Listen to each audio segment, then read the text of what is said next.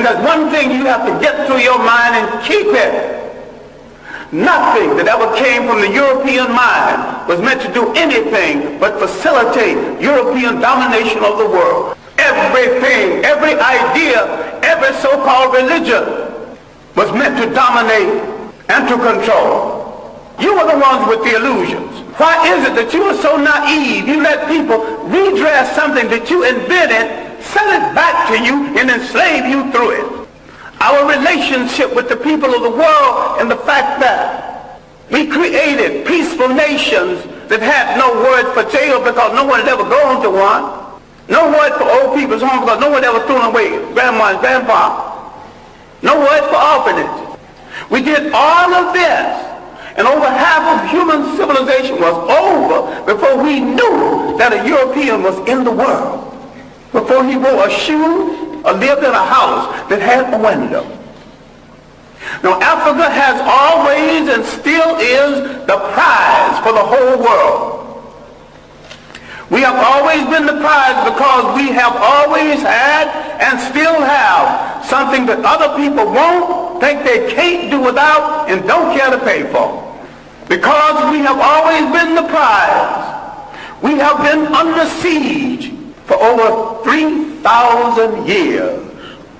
The main thing imperialism did, slavery and imperialism, they removed African people from the respectful commentary of history. When they discovered you, they began to prey on you. And what we have to understand now, in the period of superior brainwashing, is there is no European answer for African problems. Either Africans find a solution to African problems, or there is no solution, and if you don't find a solution soon, you go back into slavery. We have to stop all of this nonsense about who belongs to what religion when all of them were imposed on us in the first place. We stop all this fight between Muslims and Christians when neither one of the religions are doing them any good or moving them toward independence. All of them are handmaids of conquerors. All of them are religions of conquerors. We were naive when we accepted their interpretation of something that we had all along. I'm saying we need to take a good look at ourselves. I'm not talking about burning churches. I'm not talking about getting rid of religions. Understand me well. I am saying that every single thing that touches your life, religious, socially, and politically, must be an instrument of your liberation, or you must throw it into the ash can of history.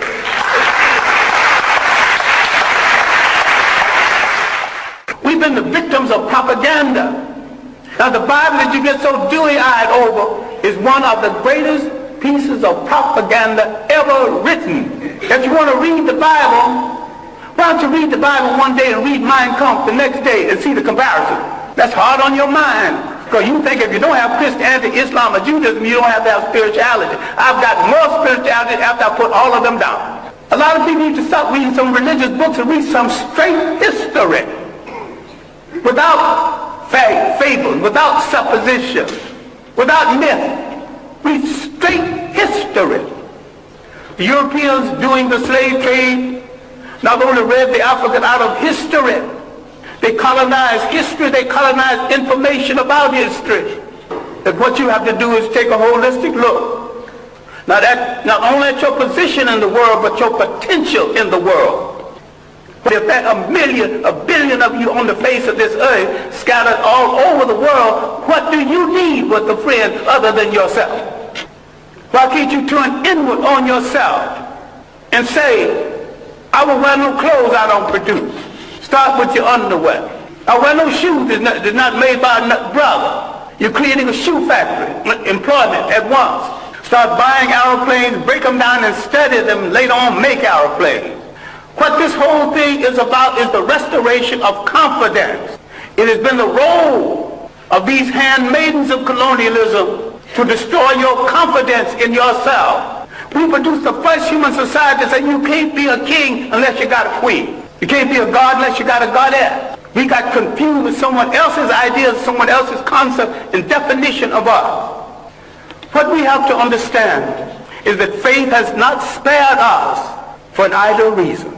What is there in us that made us strong enough to take this heavy blow? 500 years of slavery, one way or the other. Slavery, neo-colonialism. What made us strong enough to survive? What is faith saved us to do? And inasmuch as we gave the world its first humanity, faith has saved us to give the world its last humanity. What we have to do is to believe it, to believe that we are worthy of it, and to believe that we are capable of it.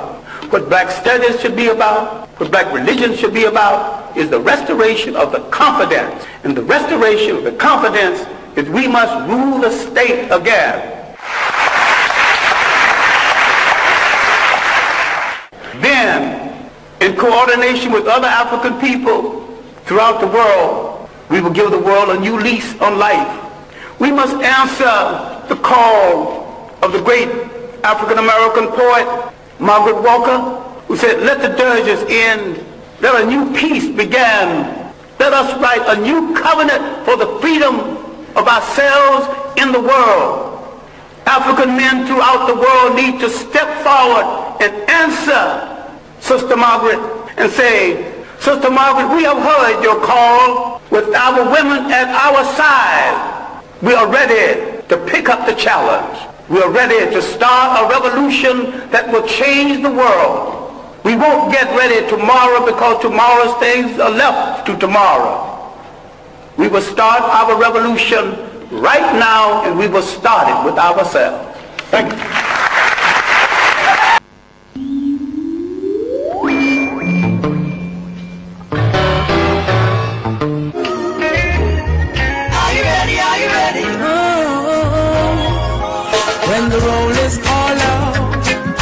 Standing taller. This is the 150th year since Babylon lynched Bogle and burnt 1,000 African homes around Morant. The smoke has not cleared. On the 100th anniversary, one Don said, if I go for my gang, blood for blood, fire for fire. In 1978, his rival said, no angels burnt at Green Bay, only mad dogs set alight. 10 years earlier, in 1968, the Prime Minister said, waste them first and ask questions later. We cannot be led by waste men and solid waste women. Change this from a dump to a landfill. Straight up. Call, write, listen, decide. I'm your host, Robin Jerry Small. Straight up. 93 FM, News Talk 93 FM.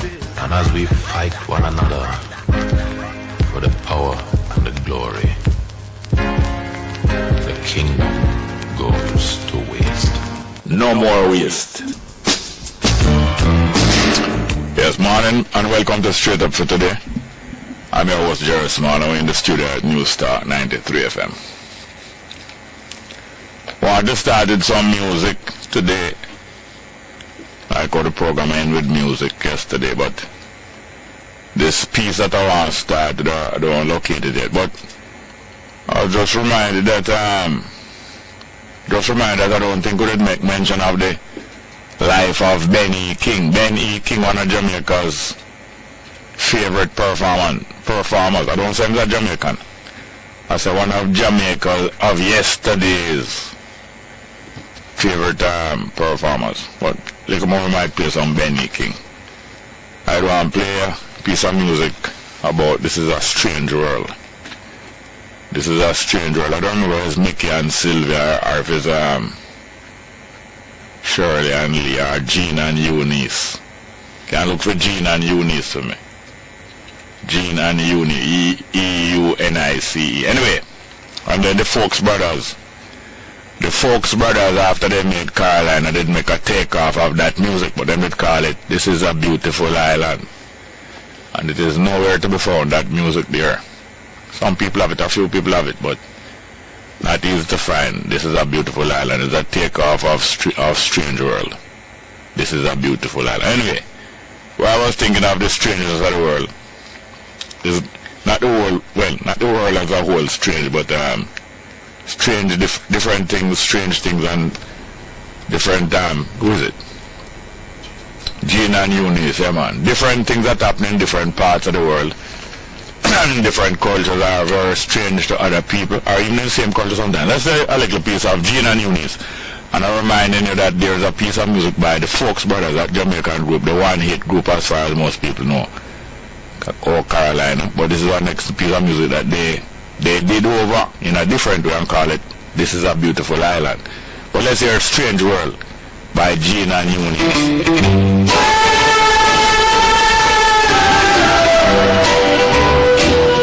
This is a strange world that we live in today.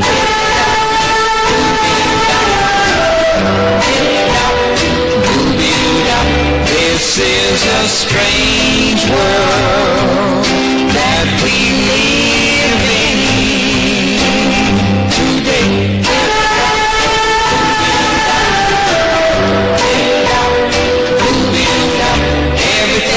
It's crazy, going round and round like the top.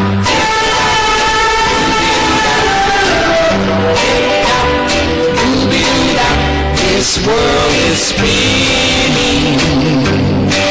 Yeah, so nice to hear that after a couple of years since the last time, I think I heard Gene and Eunice. You'd have a triple of duos, male and female, that not only resemble one another, but they most like the themes for the black people music, black people in America, around the world. Gene and Eunice, I have Mickey and Sylvia, I have Shirley and Lee, and them all serve the same function. Yeah, man, so especially over the last maybe 24 hours, several things, about 3 or 4 different discussions and things that bring to mind how different parts of the world and parts of the culture change to one another. Well, one of them is an article, I don't read it, I heard somebody reading it yesterday, an article in a recent newspaper by a person saying,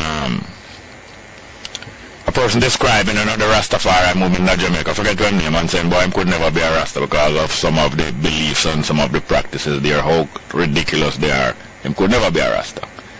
He mentioned the smoking, and he mentioned people praising Haile Selassie as God, and he mentioned the prophet of Rastafari, Marcus Garvey, cursing the Messiah of Rastafari, Haile Selassie, which is strange for the prophet, the forerunner, to be cursing the aftercomer, and many different perceived and actual inconsistencies. I mean, he mentioned that in an interview with some journalist, or Haile Selassie did point out that when asked about his take on the Rastafari movement, esteem of him, some as the Almighty God and some others not, and he replied to the journalist how much he is an ordinary man and he does not subscribe to this view. And even though this was pointed out to some Rastafari brethren and sisters, you know what I'm saying? Some of them say, even though Selassie says him, although him not realize it, though him is still God. You know, hearing that kind of comment, say he might say him is not God, or he might say him is an ordinary person, but we know him is God, and that kind of juxtaposition, you know, things side and side don't look like them fit together. And so, but it must be easily realized. This is not only a strange world we live in, but a very instructive time, because developments in the world now enlighten us about how developments in the past might have gone or could have gone, and make us not so surprised about how developments go, because we're witnessing things in the world now that give us a great insight into how things develop, how things gradually change, and how things transform, and even thinking and action and all kind of things that them almost unrecognizable after a while. Says that turn out to that. Well, within a short time period after Jesus leave the scene, the Jesus that is called Christ, people start put other words in their mouth that contradict things that him saying did stand for, which is reported that he did stand for.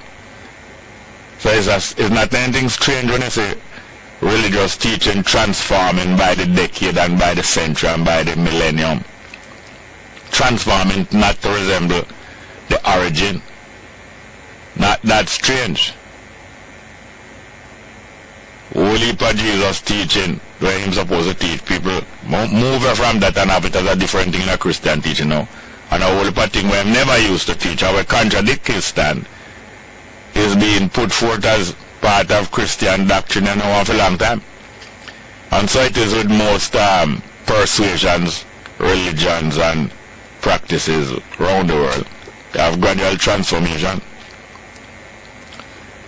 Even Nelson Mandela wasn't very pleased with the direction where his own party and where his own government was going, even after him, even while he was in government, even while he was president, and especially after him was succeeded by other people. And things that happen in South Africa now, people would be more surprised to know that these are the African liberation fighters behaving this way and living high on the hog, some billionaire style. And all different kind of thing. It happened in Jamaica too, with the people who were supposed to have been leading nationalist movement. Now they're more allied to the internationalist financial capitalist system and imperialist and them kind of way, and enjoying themselves and claim to them, them love poor people, but that means they're supposed to be the leader of poor people then. If they ever love poor people, they're supposed to be the leader of the poor. But this is how strange things are. Then now, looking on the commentary, so watching a few cable channels and looking on the commentary in the United States about the recent terrorist attack on a convention or a conference that was being held to promote the making of cartoons ridiculing Muhammad, the prophet of Islam.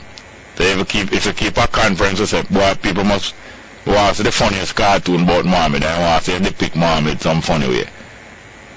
People know that if them put on something like that, them liable to be attacked by extremists. And yes, 2 extremists did attack the conference, and they were killed shortly after them attacking. They never really get to kill nobody, they were killed. And a lot of discussion going on. And some of the most conservative and some are even racist commentators and hosts of programs, I even saw a couple of them last night, calling on some of the Muslim leaders in America, Islamic leaders, some of them African American, some of them Indian American, and different Muslim leaders. And the Muslim leaders distancing themselves from this kind of activity and saying this is not the message of Islam, this is not the message of Muhammad. And the conservative and even some of the racist commentators insisting to them, say, you can't distance yourself from it, because you use it and it is you. And no matter how the cleric them, the Muslim priest them and so on, distancing themselves and say, this is not the message of Muhammad, they don't agree with this thing. Them still put it on you, say, is your one still under you that and so on. And then what again now?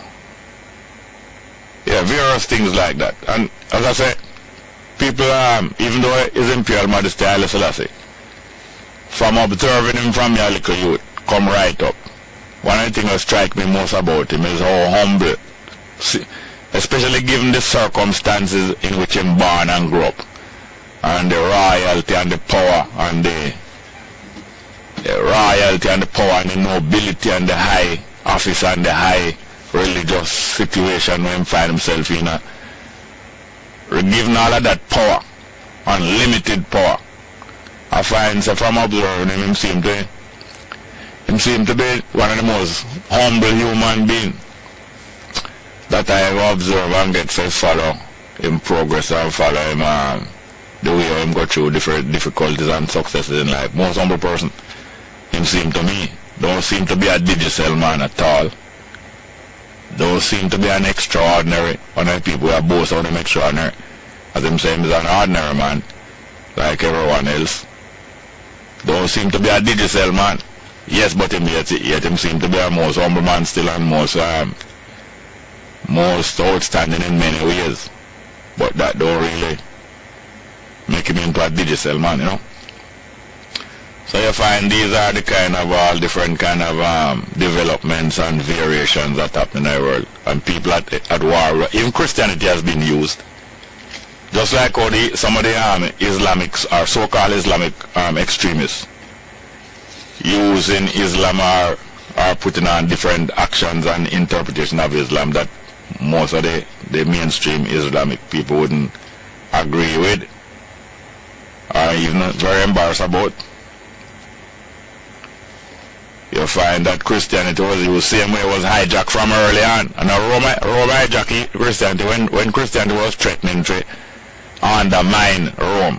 When the spread of the faith was threatening to undermine Rome and therefore give the people them freedom. When people get to know so they are no underdog and they are free and them not afraid and take away fear. One of the greatest thing with Babylon I like is any faith or any teaching that will take away fear from people and make people stand up regardless of them circumstances. Babylon can't stand that. Babylon undermined Christianity from within a couple hundred years after them crucify Jesus Christ. Undermine it and nationalize religion, turn the religion in a church and state. You know what I'm saying? Just like how Babylon right now I try to turn Rasta in a church and state under the guise of marijuana, freedom, over and above the rest of the people. Babylon I use that, and plenty of Rasta might feel nice about that. I saw them tricky and use it now. Turn in a church and state to divide and rule and give extra privilege over the rest of the people. Look more here some them tons few of the Rasta man them are the one them will love high position. A senator and minister and this and that. One of them might even turn prime minister.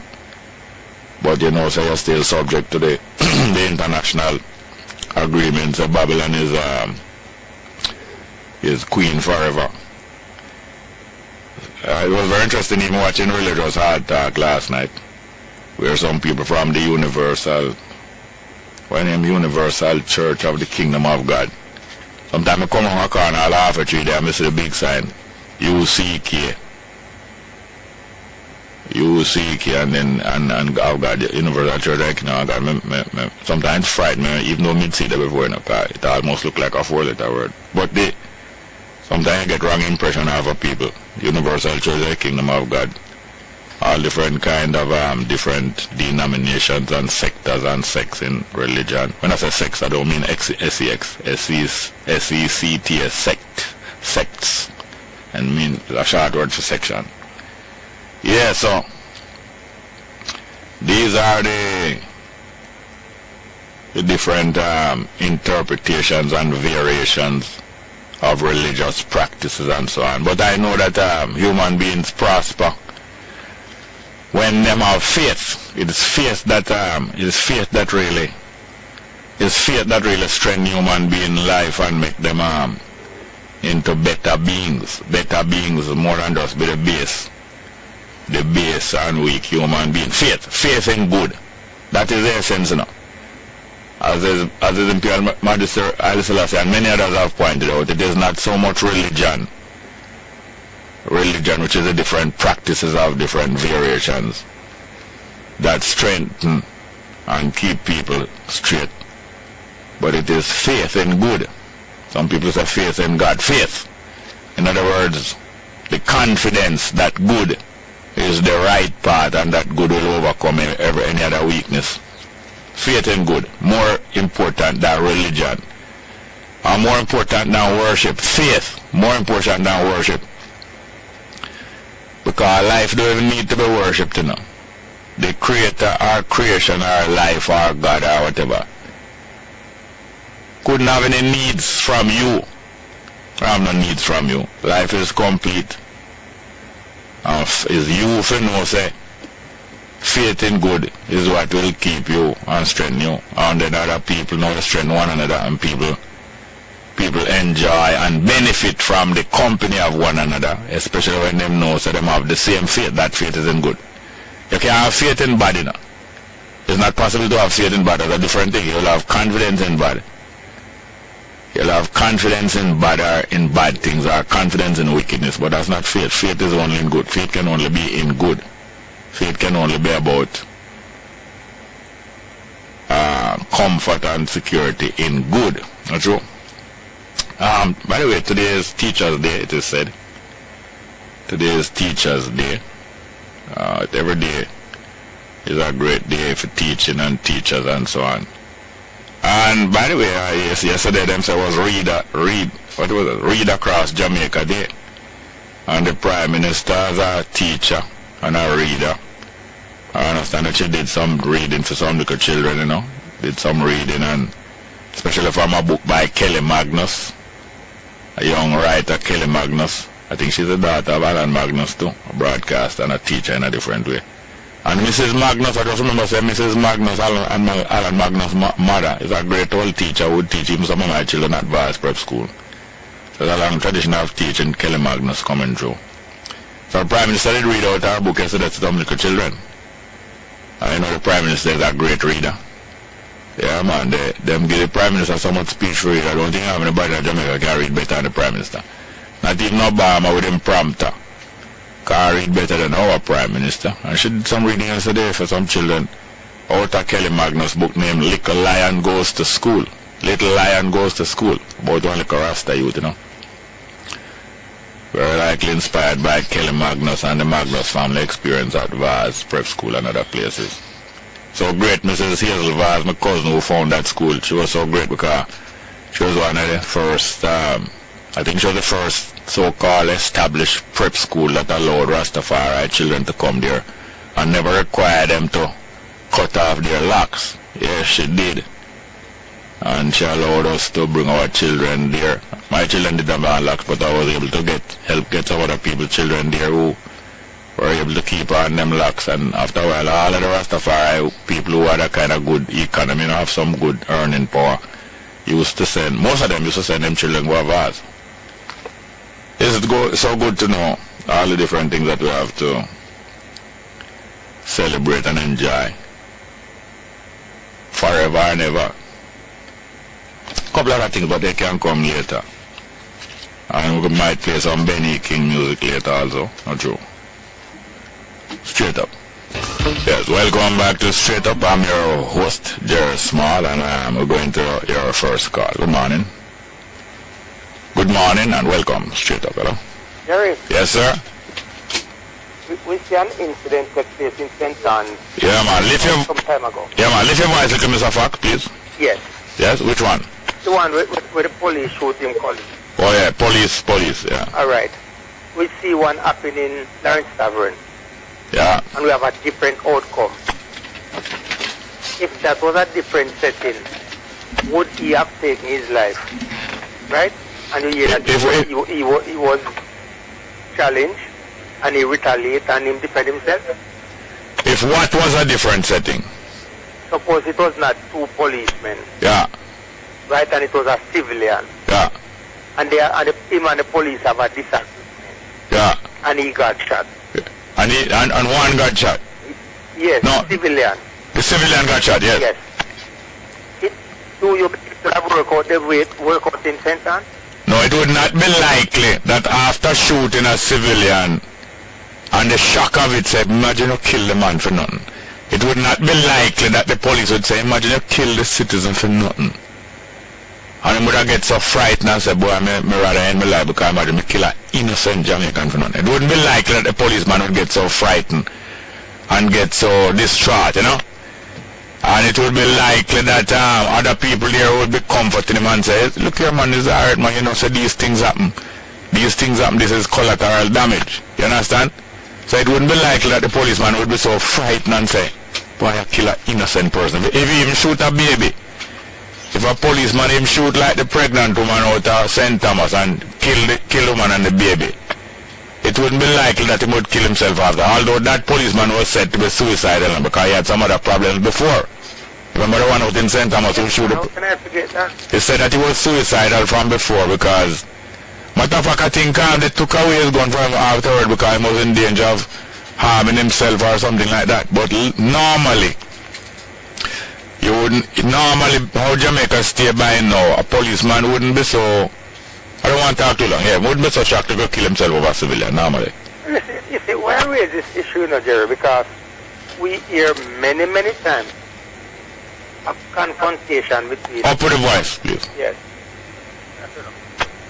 Up, man, you can't... Confrontation between the police and civilian, and the civilian end up dead. Yeah, no. So it's always the same. Yeah. So we want that to change. How can we change that, Jerry? How we can change that?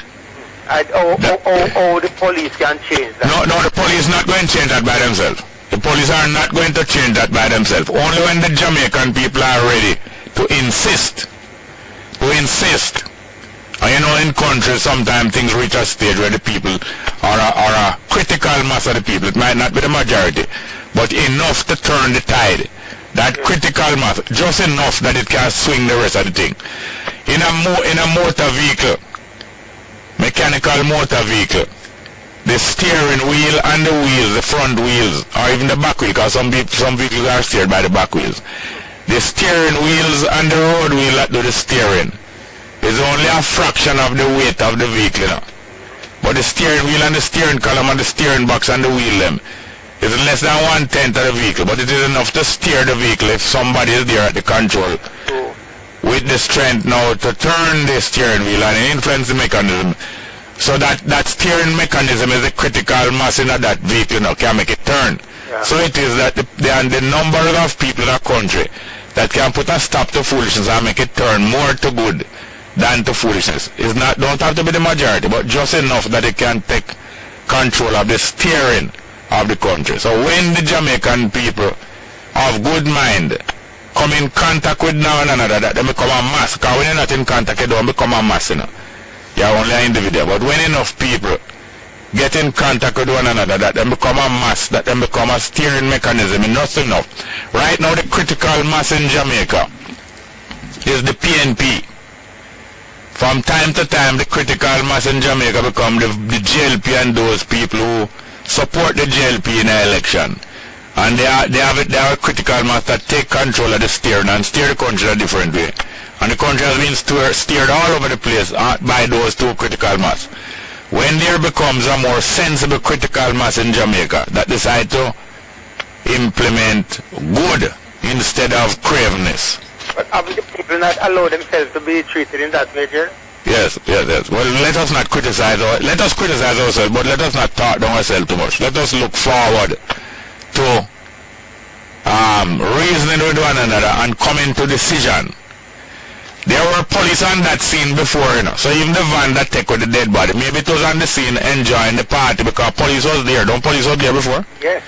Yeah, so the police who were there and the police who take away the body and the police who never take away the gun from the man who killed him friend, all of them probably was there long before. They were part of a party, most likely. Call again soon, Mr. Fox. Right. Good morning, welcome to Straight Up, hello. Good morning. Welcome, sir. How are you and your listeners and your staff? I am alright, I think my listeners are alright too. Good.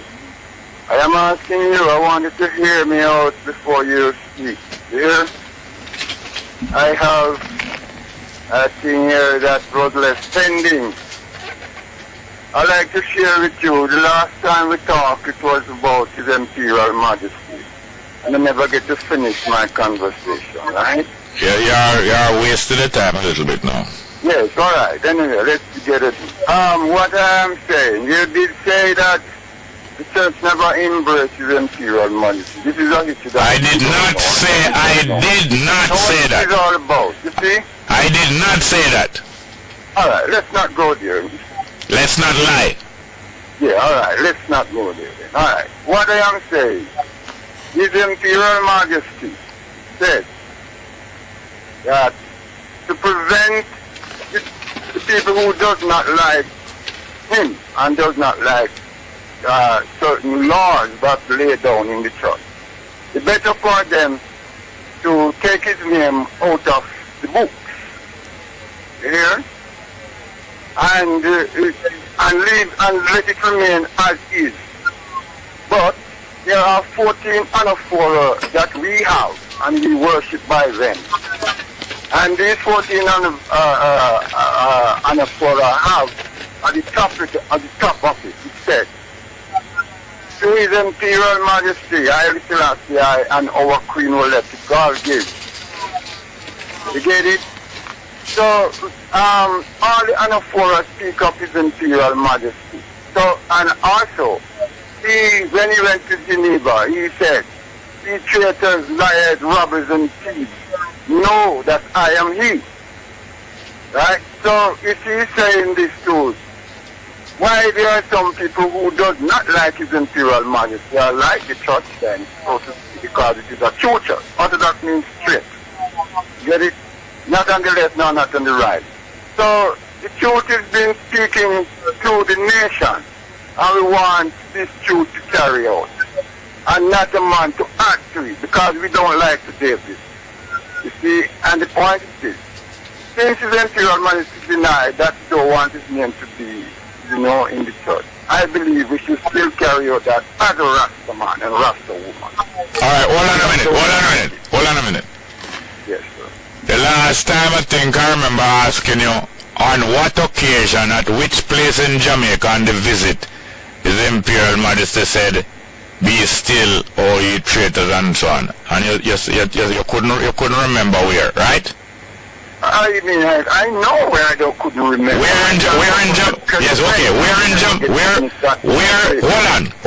on his visit to Jamaica did he say that? On what occasion, which place?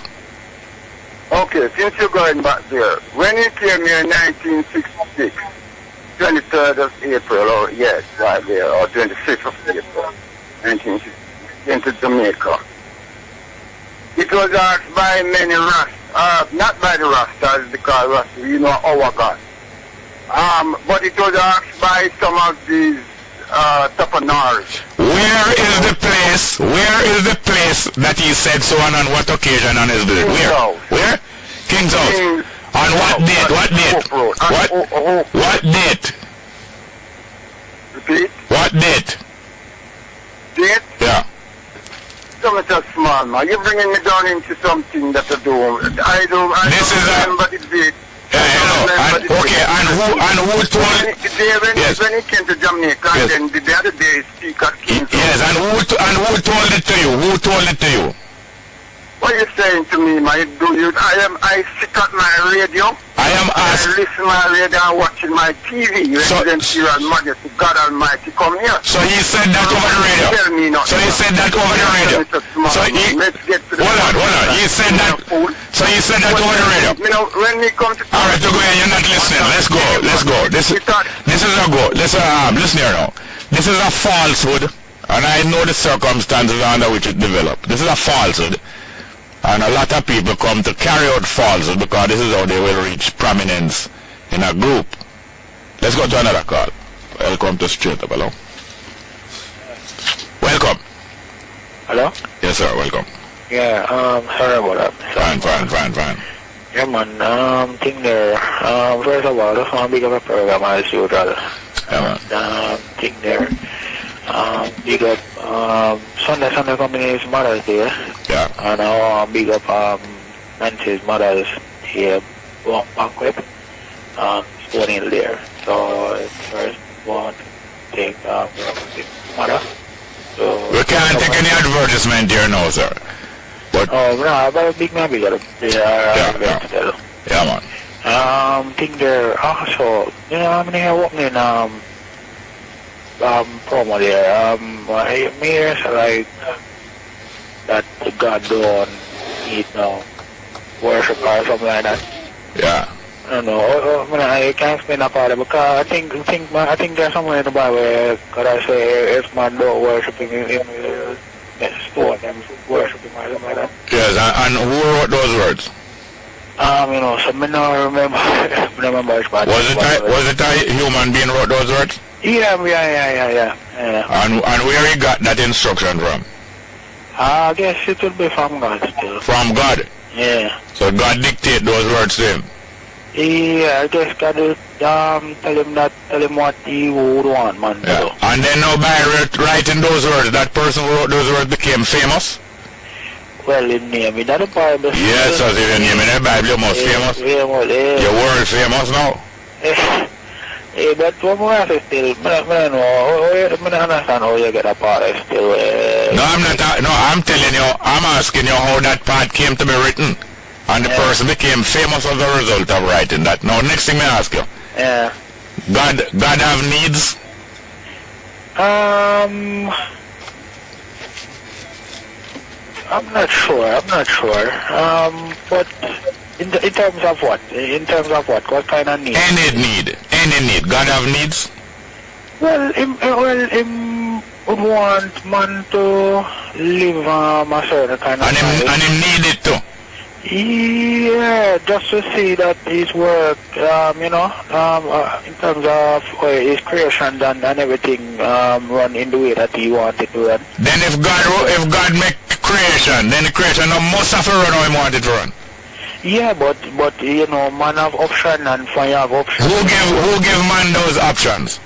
I guess you can't know because my mind creative. No, hold on. Let us do a short answer. Don't get a long answer. It take too long. Yeah. Who give man those options?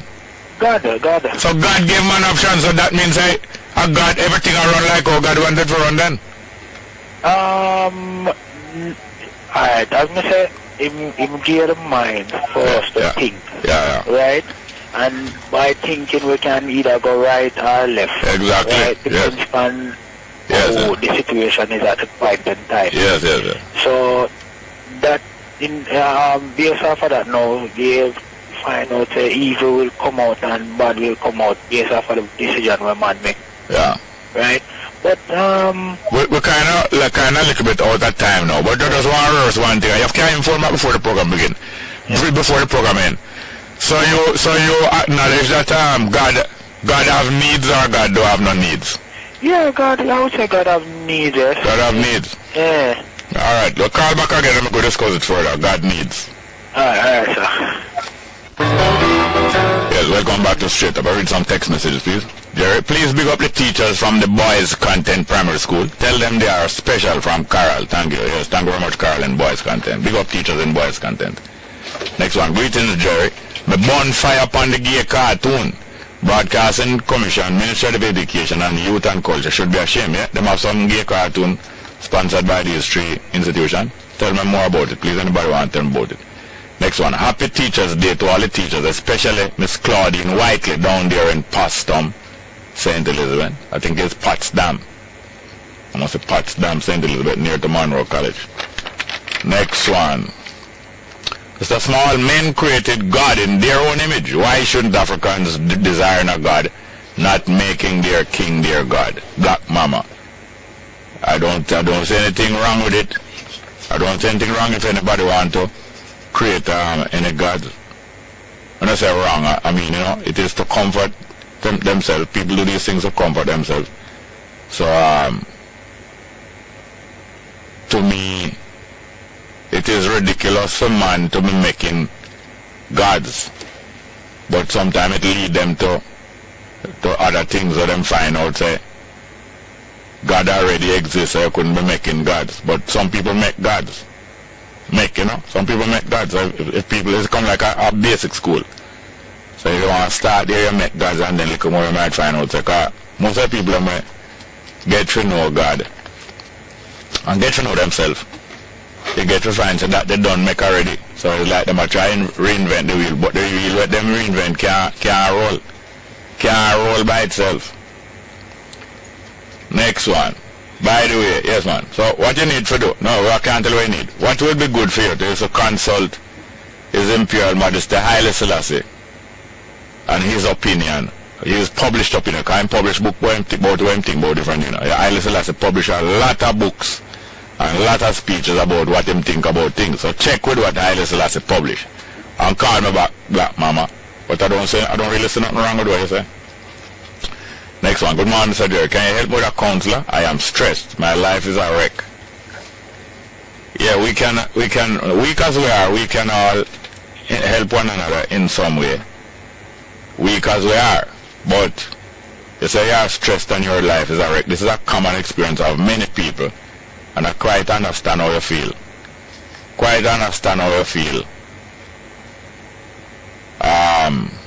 It's not just as simple as talking, but I think what would help you first is to not fret about things that happen already, and don't fret about things that don't happen yet, and just start this and just try calm down yourself. Don't try calm down yourself. It is calmness is inside of you. Just find it. Here's up, inside of you. You're not gonna find it outside. Just try to find one little piece of calmness inside of you. And you're not going to get overcome these things in 1 minute or 1 day or maybe in 1 year. But many people have been through what you are going through, many, and overcome and recover.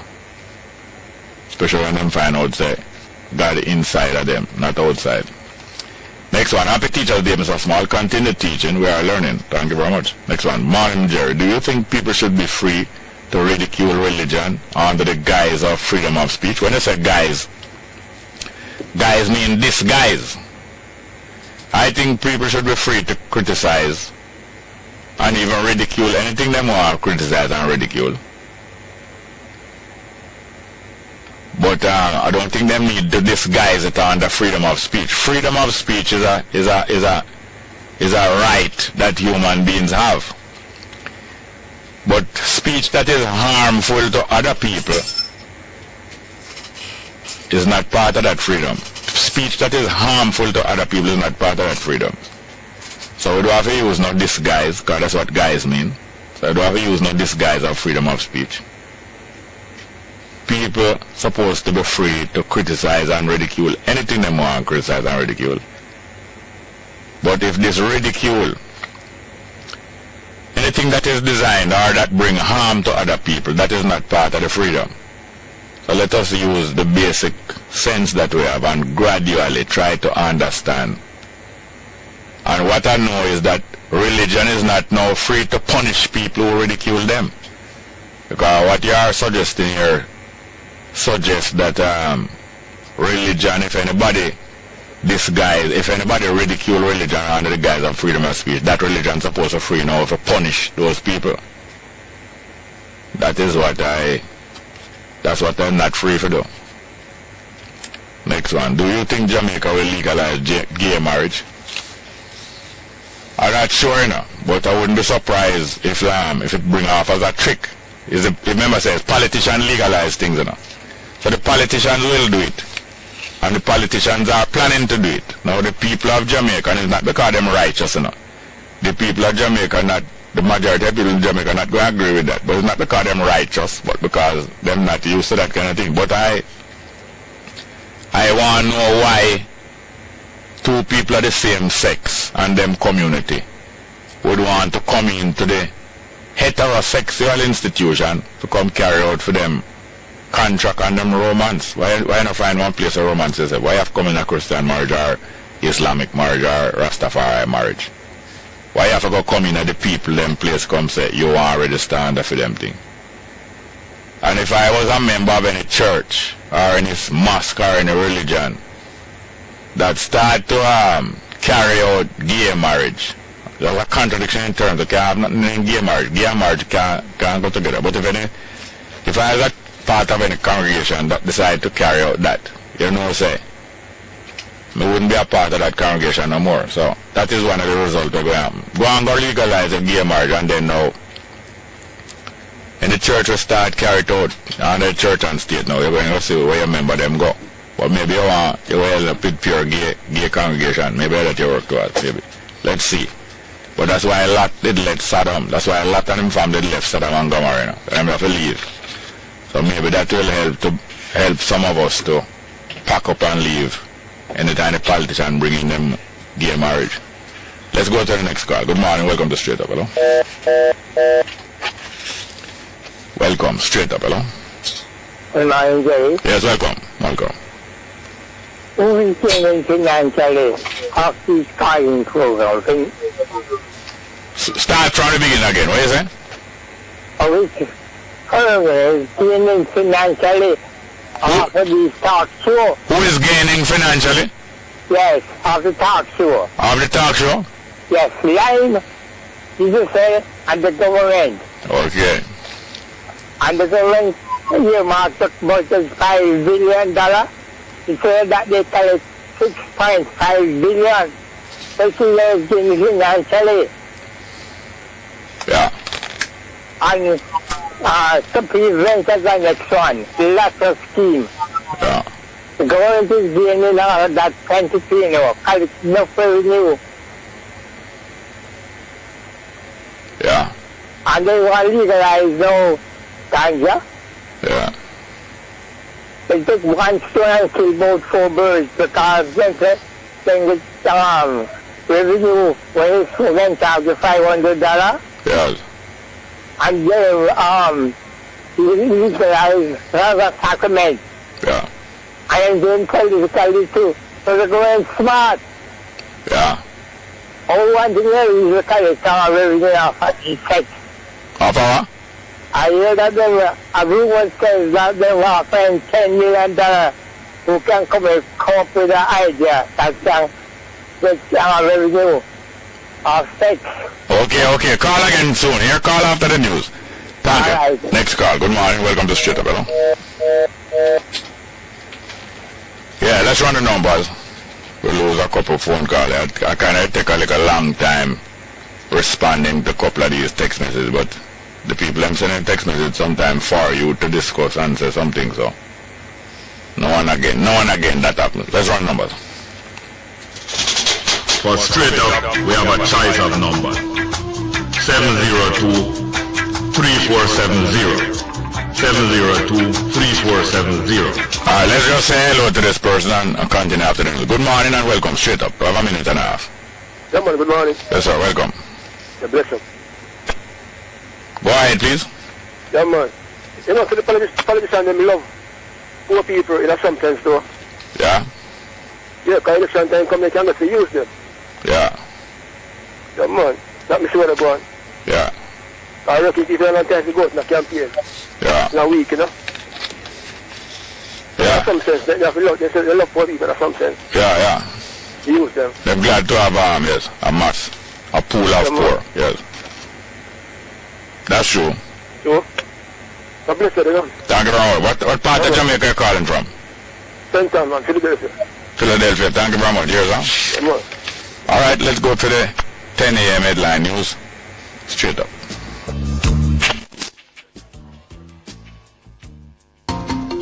Good morning. With the latest headlines, I'm Kayla Wright. The Ministry of Finance and Planning is announcing that a series of high-level meetings will continue later this week with the Jamaica Teachers Association JTA and the Ministry of Finance and Planning as the wage negotiations continue. According to the Ministry, last November, the JTA submitted a 13-point claim to the Ministry. Minister with responsibility for the public service, Horace Daly, says the meeting scheduled for this week will provide the government with an opportunity to continue formal discussions with the JTA on items that it is concerned with. Other union meetings have reportedly been scheduled for early next week. Detectives attached to the Trelawney Police Division are investigating the circumstances surrounding the death of 53-year-old Wesley Reed, a laborer and taxi operator of Davis Penn in Falmouth, Trelawney. He was reported missing on Friday and found dead in his community on Monday. Reports from the Falmouth police are that at about 10:30 a.m., residents stumbled upon Reed's body in bushes and summoned them. On their arrival, it was seen lying in a decomposing state. The scene was processed and the body removed to the morgue for a post-mortem. 4 Afghan men have been sentenced to death over the mob killing of a woman in Kabul in March. The 28-year-old woman called Farkunda was beaten to death after being accused of burning a copy of the Quran, although witnesses say she did not. It took just 4 days for the verdicts to be reached. 8 men were sentenced to 16 years in prison and 18 others found not guilty. And those are the stories making the latest headlines. News next at 11 o'clock. Stay tuned. Straight Up with Jerry Small continues. I'm Kayla Wright. Yes, good morning and welcome back to Straight Up. We're into the second hour of the program. And a few minutes ago, joined by our guest today was one of our listeners and frequent correspondents, Miss Moy, when talking about one of the current topics, the care of children and the protection of children and things like that. Well, let's get to the call. Good morning. Welcome to Straight Up. Brother. Yes, sir. Morning. Yes. Sometime 1980s, eh? Yeah. And Mr. Chicago win by a majority.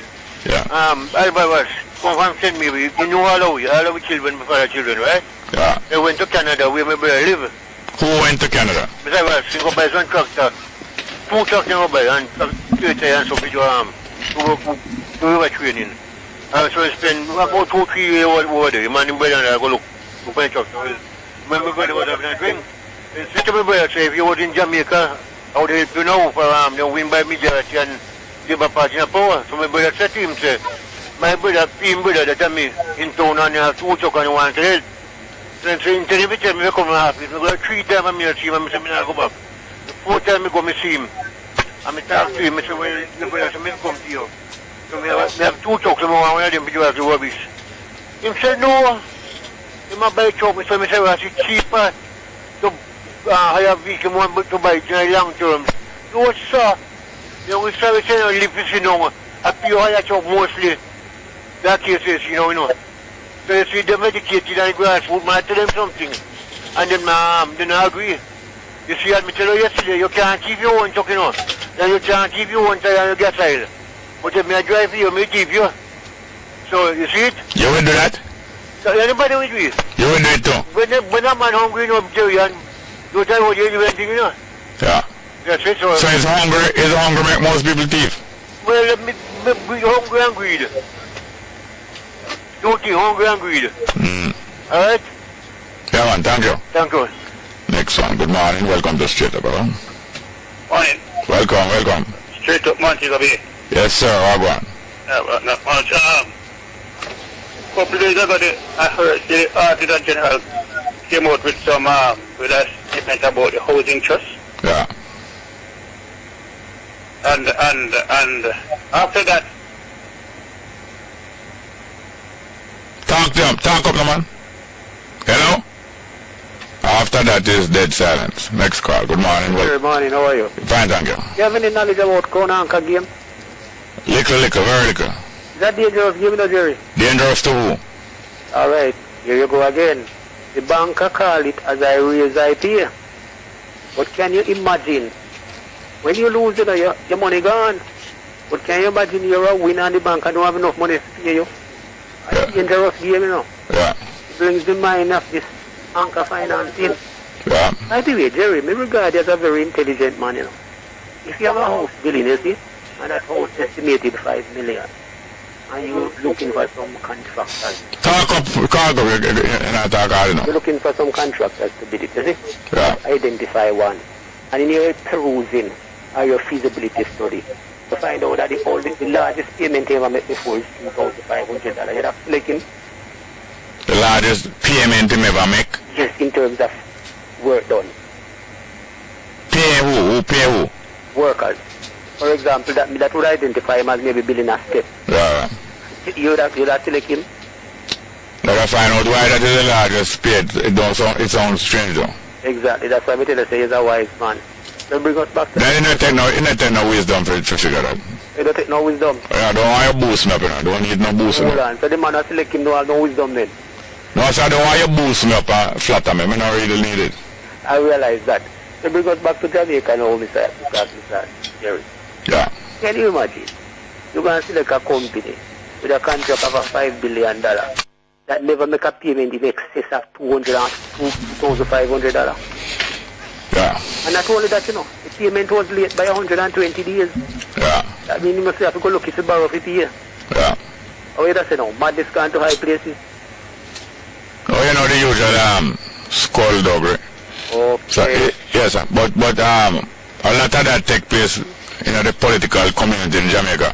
Especially coming around to election time. You have a good deal. All right. Yes, man. Thank you very much. Yeah. Next one. Good morning. Welcome to Straight Up, hello. Good morning. Good morning. Welcome. Straight Up, hello. Morning, yeah. Welcome. He will be again, Straight Up. Yes, sir. Yeah, so the Auditor General came up with a statement here, and some people were upset about it, about the housing trust. Yeah. And the 70 trust don't happen, the one who ball in the eat. So who ball out? Percy the Chick, one of them was Percy the Chick, and we have another Mr. Greenspan, and he hosted the program. So Percy the Chick is who? Percy, he's the... Oh, you mean one of the past member of the board? Yeah. Yeah, one of the past member, he's still a member. So they did ball out? Yeah, he ball out, and host of the program ball out too. What ball out, sir? They were condemning the Auditor General. So she don't know what she's doing or some sort of thing. And Mr. Greenspan was along with them. Yeah, you see, so... A green span or orange span? Oh? A green span or orange span? A green span, the big orange span. You can't call them on the green. Them on the green, them orange. Well, you have called him orange span then. Yeah. Or lime span. Mm-hmm. And again, I was watching the television last night after Mr. Lightby Smith, or man down here. But the worst thing that the Rastafarians should be compensated for what took place with them. Took place, yeah. Yeah, and he was very forceful about it. He said he's going to go to Parliament with it. Yeah. So why you comment about that? Yeah, I think he's saying the right thing, and he should really go to Parliament about it. These people should be compensated. Never sound to me like that either, sir. You know, sound like I got me there, sir? Yeah. Never sound like it. Never sound. What I'm saying. Never sound like he was enthusiastic about it. Yeah, man. I was. When I heard him last night, I said, I said, hooray, because I can't remember what happened in I was seeing them taking the people down to Barnett Street at the police station. Yeah. Carrying the Rastafarians and sometime there. I was a young man at the time, but I remember vividly what was taking place. Yeah, man. Yeah. Well, thank you very much. Yeah. If I have to commend Mr. Lightby Smith for that. All right, thank you very much. Okay, good. Yes, welcome back to Straight Up. I'm your host, Jerry Small. Next one, good morning. Yes, man, how are you? King Selassie, Rastafari. Blessed morning, Aya. Yeah, man, it's a while. Yeah, give thanks. But it went on a little 9 days of mourning, you know. Oh, yeah? Yeah, man, me have a nice little sister, you know, he drop out, you know. Yeah. And worse, he drop out because of negligence, you know. Yeah. Yeah, man, so I need to kind of strengthen up the family and show them, say, boy, them not to make this kind of thing happen, you know. Yeah. Because I second time that it really happened to two sisters of mine, Mr. Small. Oh, yeah? A Christian people, them and them kind of feel away in them body, Mr. Small, and instead of them seek physician, boy, I be a prayer and fasting, them take it, you know. Oh, yeah? And when them decide to, boy, them have to go see the doctor, now it's too late. Late. And the Bible saying, Mr. Small, don't want you sick, you have to seek physician, sir. Yeah, good advice. Both things, you can deal with both things, you know, but deal with them early. Yes.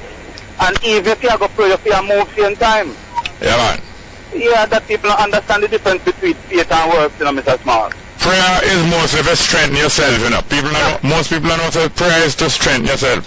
But that's that I try to teach people, Mr. Small. Some people believe that prayer is to strengthen God. Exactly. I like say God need praise. God no need no praise. No, not at all. Prayer is to strengthen yourself. And most of the words and the thoughts of prayer is to strengthen yourself and strengthen one another. People go out like them a do God favor or them a pay God debt by prayer. And if them don't do the thing, then God I go charge them. Yes, because them take God for a kind of IMF and you. You know that? God I go charge them, and if you over the man I go put in a place to even burn up, you know. Yes.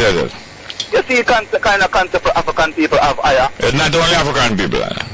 Yeah, right around the world. Yeah.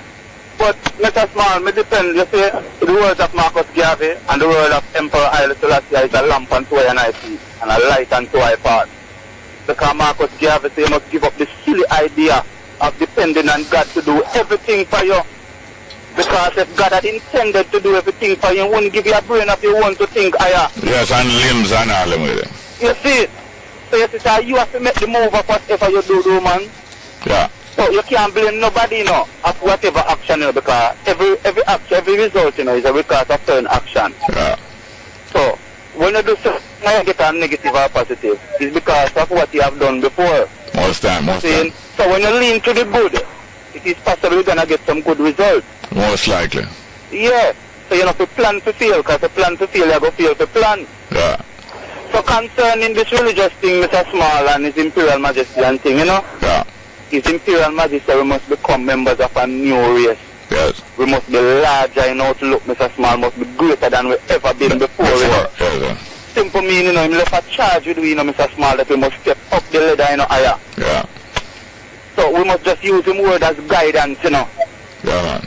Think, that is why you have a figurehead in a car. You emulate a person because of the works of what they have done. Yeah. And what they have said and what they left in writing.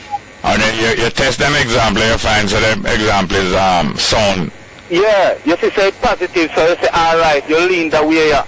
Because remember, you know, His Majesty say, a man without religion. Because religion is important, you know. The man say, a man without religion, you know, is like a life surrounded by unknown peril, you know. Yeah. And can be compared to a man without soul, you know. Yeah. So for me, say, believe in a religion. And nothing is wrong with the kind of religion that you lean to. It's just what you use the religion for, you know. Religion is the practice, you know, the different practice and the habits them you carry out. Yeah, but the faith, different beliefs and things like that. Yeah, but the faith now is the thing that help you to work. That works. Religion is like when you cross your heart, or if you say rosary, or if you buck your toe, you step back. All kind of different practice that people do, and you know. Right, people so do all just yourself while you're going along. And people are tie and string on them finger and all. Them they are religion. They can habit. They habit. Religion and habit. Yes, it's a habit, man, where you take up and will lean to that side. So faith, to that. Yes, a faith different from religion. But most religious people have faith, you know. But some people only have religion. In other words, the practices and the habits. And say 5 Hail Mary, or feel up a certain amount of bead, or if you buck your toe, you say a bad look, and if you buck your left toe, you say a bad look, and if you buck your right toe, a good look. And I tell you, and two things me agree with you what you always say, you know, Mr. Small. Two things me agree with you, because I run the survey upon them, you know. You see, most of us who become religious people, some of us don't want to work. So we are dependent on the supernatural source, because when we consider certain man work and say, boy, if you should have emulated, I say, boy, too much work, better so. Yeah. That is one. And the next thing, Mr. Small, most of these religion thing, they have been hijacked and never this it was intended in the beginning. Yes. Not even Christianity. When we see the man what them call Jesus, so him did start out as a freedom fighter. Yes. And it was a movement to free the people from what they were going through. Yeah, man, thank you very much. And the same thing with Rastafari started out, Mr. Small, as a freedom movement. Yes, thank you very much, yes, sir. So give thanks and praise. Yeah, so we now want status in our government. Church and status in our government. Next one. Good morning and welcome to Straight Up, hello. Good morning, sir. Yes, fine, thank you. Yeah, over here, this is Mr. Jerry. I believe that Mr. Patterson did say the law is not a shackle. Yeah. And I hear people fume about it. But I guess he was right, you know, Mr. Jerry. Because the law is a written code. And the only way the law can be not shackled is the person make it shackle them. Because look, the law says thou shalt not kill. If I don't kill, the law can't come search for me. But if I kill, then the law will shackle me. So the law is only a written code. And on the other hand again, Mr. Jerry, even these homosexual and account to government of the world that legalize it and say, well, 2 men or 2 women can marry them.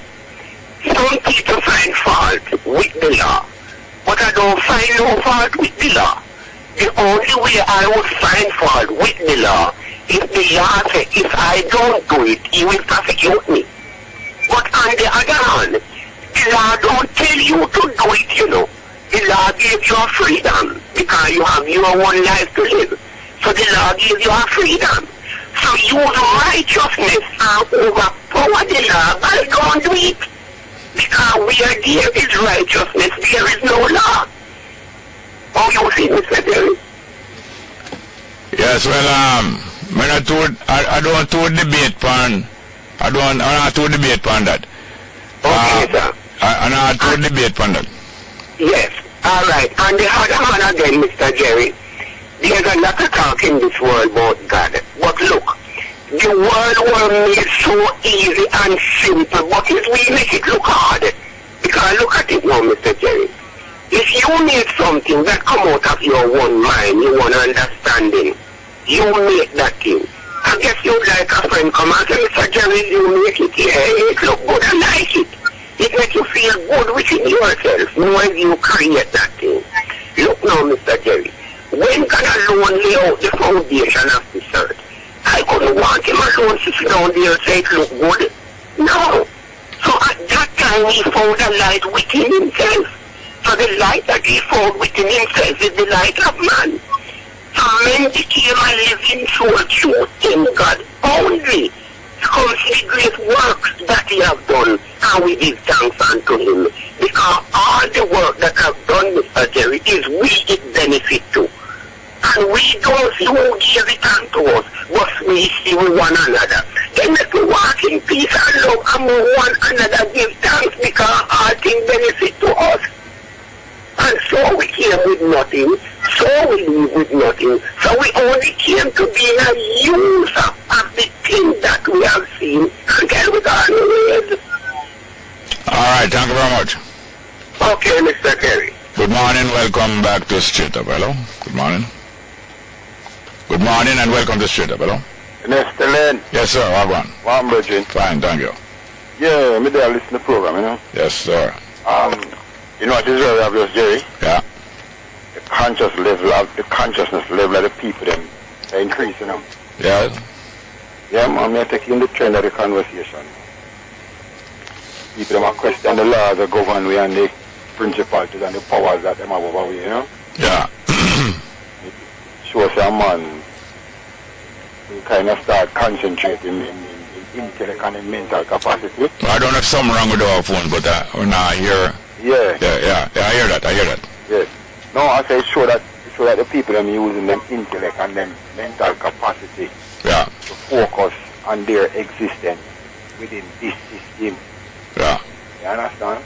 And them start to question the relevance of these laws that govern us as against their identity, which is a good thing. Yeah. A Rastaman don't hate people, you know.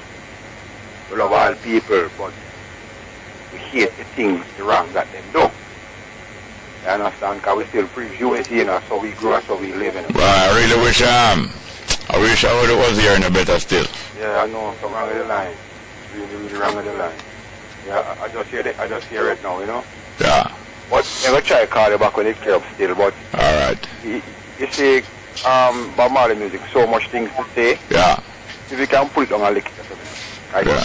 Very relevant now, you know. Yeah, we have to play some Benny King today, but yeah. I have that in mind. Here, sir? I remember it. Thank you very much.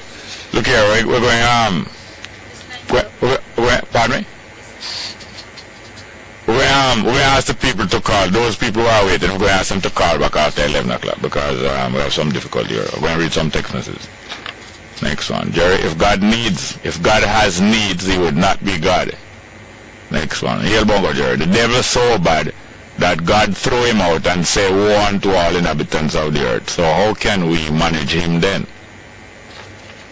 Well, according to the script, you know, or some people are telling them story. Some people are telling them story. Next one. Bongo, all gods are created by men. Even God is a spirit.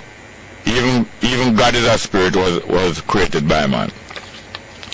Next one, Jerry. Why don't people read their other religious books beside the Bible? They don't read, period. Yeah, people, and matter of fact, most people don't read the whole Bible. Most people don't even read the whole Bible. They read what is recommended to them. Next one, Bongo, I would say that God has needs. He needs fools to keep him alive by perpetuating the lies about him coming from her. Can you come tell me what this name is, please? Next one. Happy Teacher's Day, Jerry. You have been a wonderful teacher. Well, thanks for the compliment, although, what is his name? Oh, V. Hardy. V. Hardy said, Bongo, I say that God has needs. He needs fools to keep him alive by perpetuating the lies about him.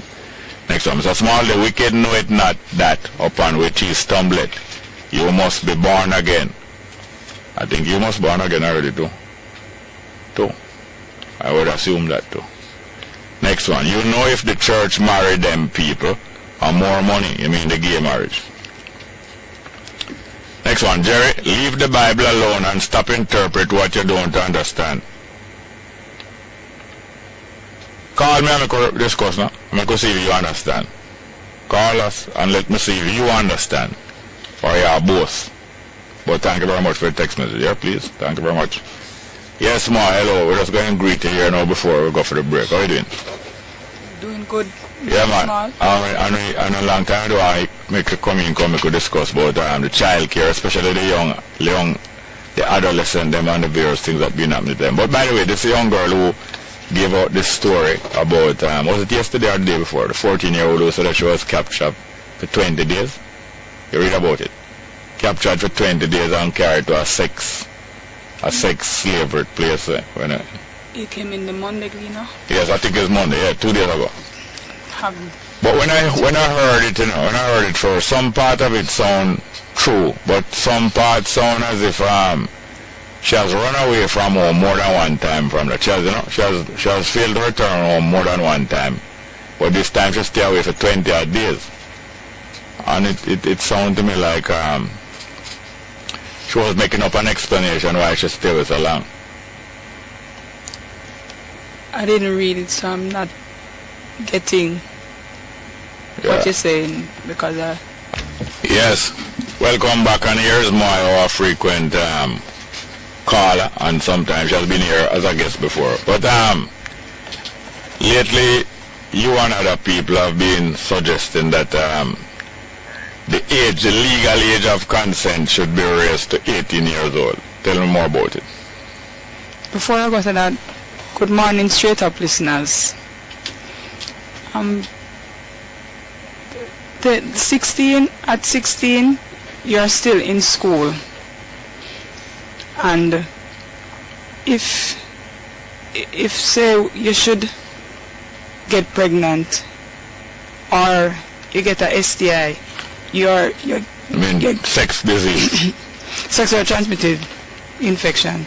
You'll be getting it at a time at your exam time and before you graduate from school. So when you say consent to sex, it's like the government is coming into the parents' lives.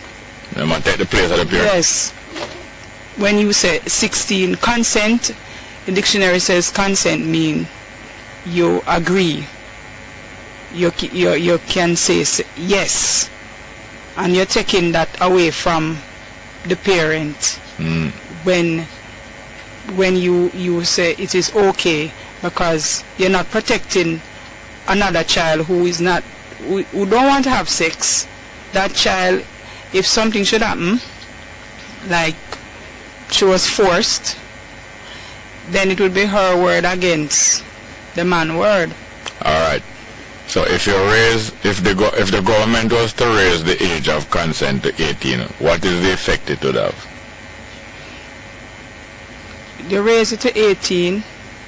That 2 year, the 16 to 18 now, that 2 year is very important for development of that child, because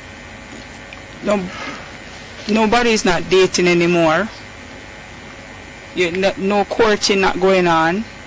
So in that 2 years, you take away that development, that important development between the 16 and the 18. That's why some people would say, well, the 2 year not really make a difference. It does. I don't think you understand me though.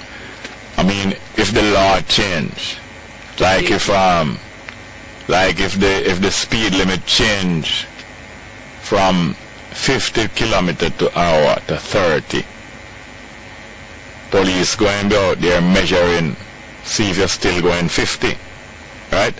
Or if it change, right?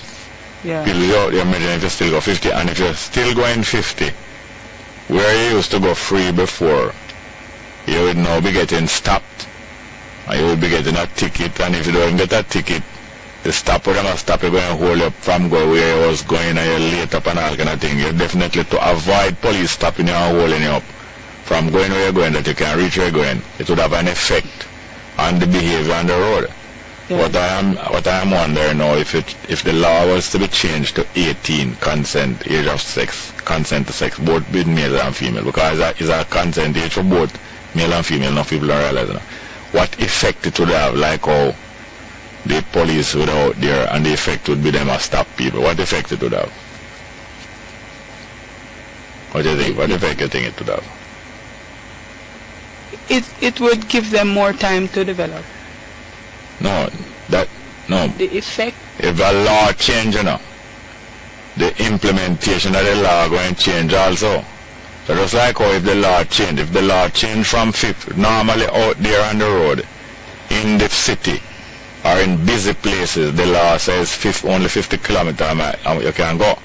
But if you're out on the country road, most country road, you can go faster because the road not so busy and the road straight out, so you can go 80 out there. So if they must change the law from 50 in the city and carry it even to 40, so you must drive slower in the city. Right away, police would be out there measuring people's speed right away and see if people cutting down.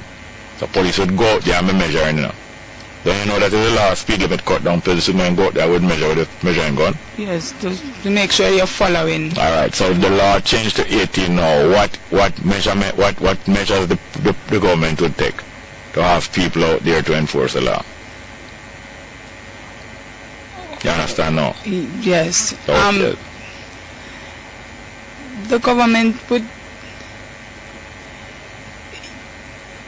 they would not be measuring. They're putting the power in the parents' hands more. To do what?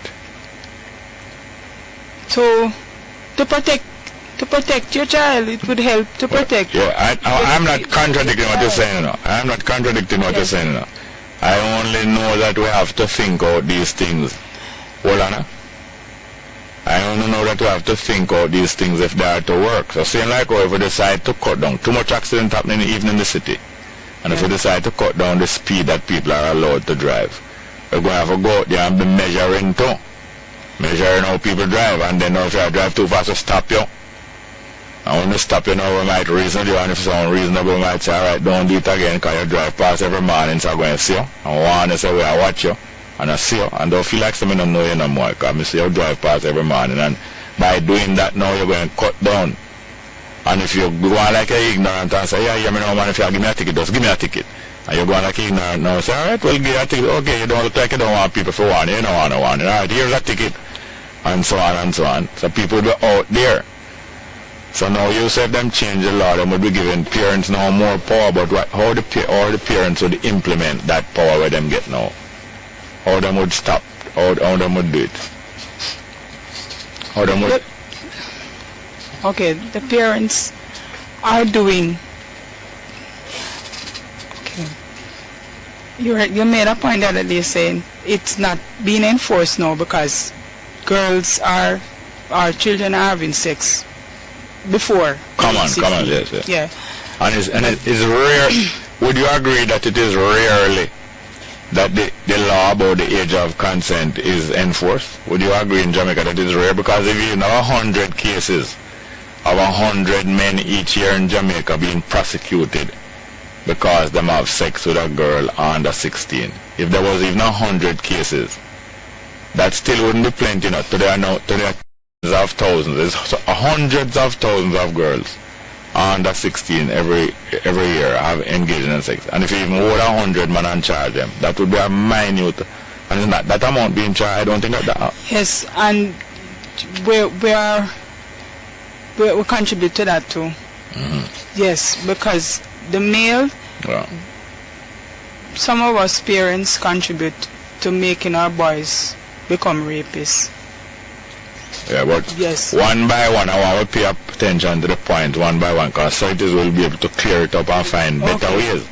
So, do you think, is it your impression that the law about the age of consent of 16, you are on the impression that it is being implemented in Jamaica? It's not being enforced in the sense that you'd have to have reported. Yeah. You'd have to the crime would have to be reported. A few of them are being reported, you know. So now and again you do hear a case of a man being prosecuted for that. Now and again, but is it a lot or is it very little? It's very little. Very little. It's very little. But I'm saying you need to protect all children. Yeah. All. Yeah. So when you raise the age, you'd protect more, including the You'd protect more, but are those under 15, under 16 being protected now? That means more people you have to go protect that time, you know. Yes, are the few that you're gonna enforce. You're gonna use other measures as well, you know. Who is the you? Like by you know, or like measures like what? Well, Mr. Small. All right, I'll give it. I don't want you to think of me as Mr. Small, you know, because that will make you feel like say you're talking foolishness, and Mr. Small talk sense, and I am not no more sensible than you. So I don't want you to think of me as no Mr. Small, because that's part of the problem in Jamaica, you know. Our people have been beaten down so much, and for so many hundreds of years. It's not an easy thing for people to overcome the beating down or get beat down, you know. So if I am speaking better English than you, or if I am putting my argument more forcefully than you, after a while it might make you feel like you are talking foolishness. You are not talking foolishness. And I'm not trying to make you feel like you're talking foolishness, but it make it worse now when you're thinking of me as Mr. Small. No. Because this is how we think of the Prime Minister as Miss Portia Simpson Miller, most honorable Prime Minister. And we think of ourselves as just a little citizen who can't even meet with bills. And Portia alright and that, and she's well educated because she have a university degree. Down to our chauffeur, down to the man who a driver have a university degree. And so on. That's why we need to overcome the feeling that because you can explain yourself as foolish you're talking. Not because you not explain yourself. That means you're foolish you're talking. I am trying to bring out of you the sense in you, because some sense is in you, and there's some solution in you too, I believe. Yes, sir. You see, you're going back on the sword. Not good for you. I don't want to hear it, please. I tell you the truth, I don't want to hear it. Why not good for you? At 16. Yeah. Okay, I'm focusing on the children who are being pressured because of the age of consent. So somebody who a male, older male, would pressure a girl because he's saying 16, you know, you can't do it, you know. Yeah. So I'm saying those students, they're having a lot of problems because they want to stay on the right path. But because the age is while they are in school, it gives them a lot of pressure, put a lot of pressure on them. And I'm saying, if you're going to say that the age of consent is 16, you can consent to sex, what kind of sex? It must be safe sex, and you're not giving them condoms. You're not giving the students condoms. You're just telling them that they can't consent to sex. So you're not telling them how to use it. By the way, one more question I'll ask you. If something as dangerous as if it's not handled properly, a motor vehicle is very dangerous. And if something as dangerous as a motor vehicle requires training to handle it properly, and therefore we subject people to training, as long as them reach 17, you allow them to be trained, you allow them to advertise on the motor vehicle, say, I am not trained, because that's what the help on the car mean, you know. I am not trained, look out and be careful of me, I am not trained, so you have to be careful around me. And you allow that person to drive for 3 months with a warning on it, say, I am dangerous. And then after the 3 months, you make them take a test, and if them pass, I say, okay, be careful now. You think we should be giving condom and those things to the young people before them pass through some lessons like what a driver go through? You don't think them should pass through some lessons before you distribute condom to them? Yes, you're going to give them the lessons, you're going to tell them what they're to do, the do's and the don'ts, and you're also... That means you're going to recommend them to do then. And then when you give them, after they recommend it, you give them the condom, you are telling them now that they are now licensed then. No, Mr. Small. Then why you give them the But condom? you already tell them that they should have sex at 16, Yeah. but you didn't give them a condom. Okay, so what age now you think we should give them those condoms? Remember, I don't agree with the age being 16. But since the government said the age is 16, give them the condoms. And if you give them the condom, Yes. it's like you give them a license. No. Then what you give them the condom? Because then when you give somebody a 17-year-old a driver's license, what you give them a driver's license to do? Mr. Small. Welcome back to Straight Up. Welcome back to Straight Up. I'm your host, Jerry Small. I have Ma in the studio. She's a frequent caller of the program and several times guest of the program. And I know that she takes good care of her children, and she's a very thoughtful person, somebody who thinks about most things, as again, just follow fashion out there. Most of the people follow fashion, and she's one of the people who think and constantly communicate to their children. From what we've been saying and how we've been talking, and even before that, I know that you have enough experience to answer this question. Because you're an adult, you've been an adult for some time now, and you are qualified to have children and to raise children. And from us discussing now how things can be improved, I wonder if you would agree with me that the parents, no matter how young they are, if they even get pregnant at 14, 15, but more usually and more properly at an adult age, parents need even more training. From even us talking here now, don't you realize, I remember something you didn't know before, so parents need even more training than the children. What do you think about that? To us for us to improve this situation. You would agree that parents need even more training than children? I agree. It can be done enough. I know it can be done enough.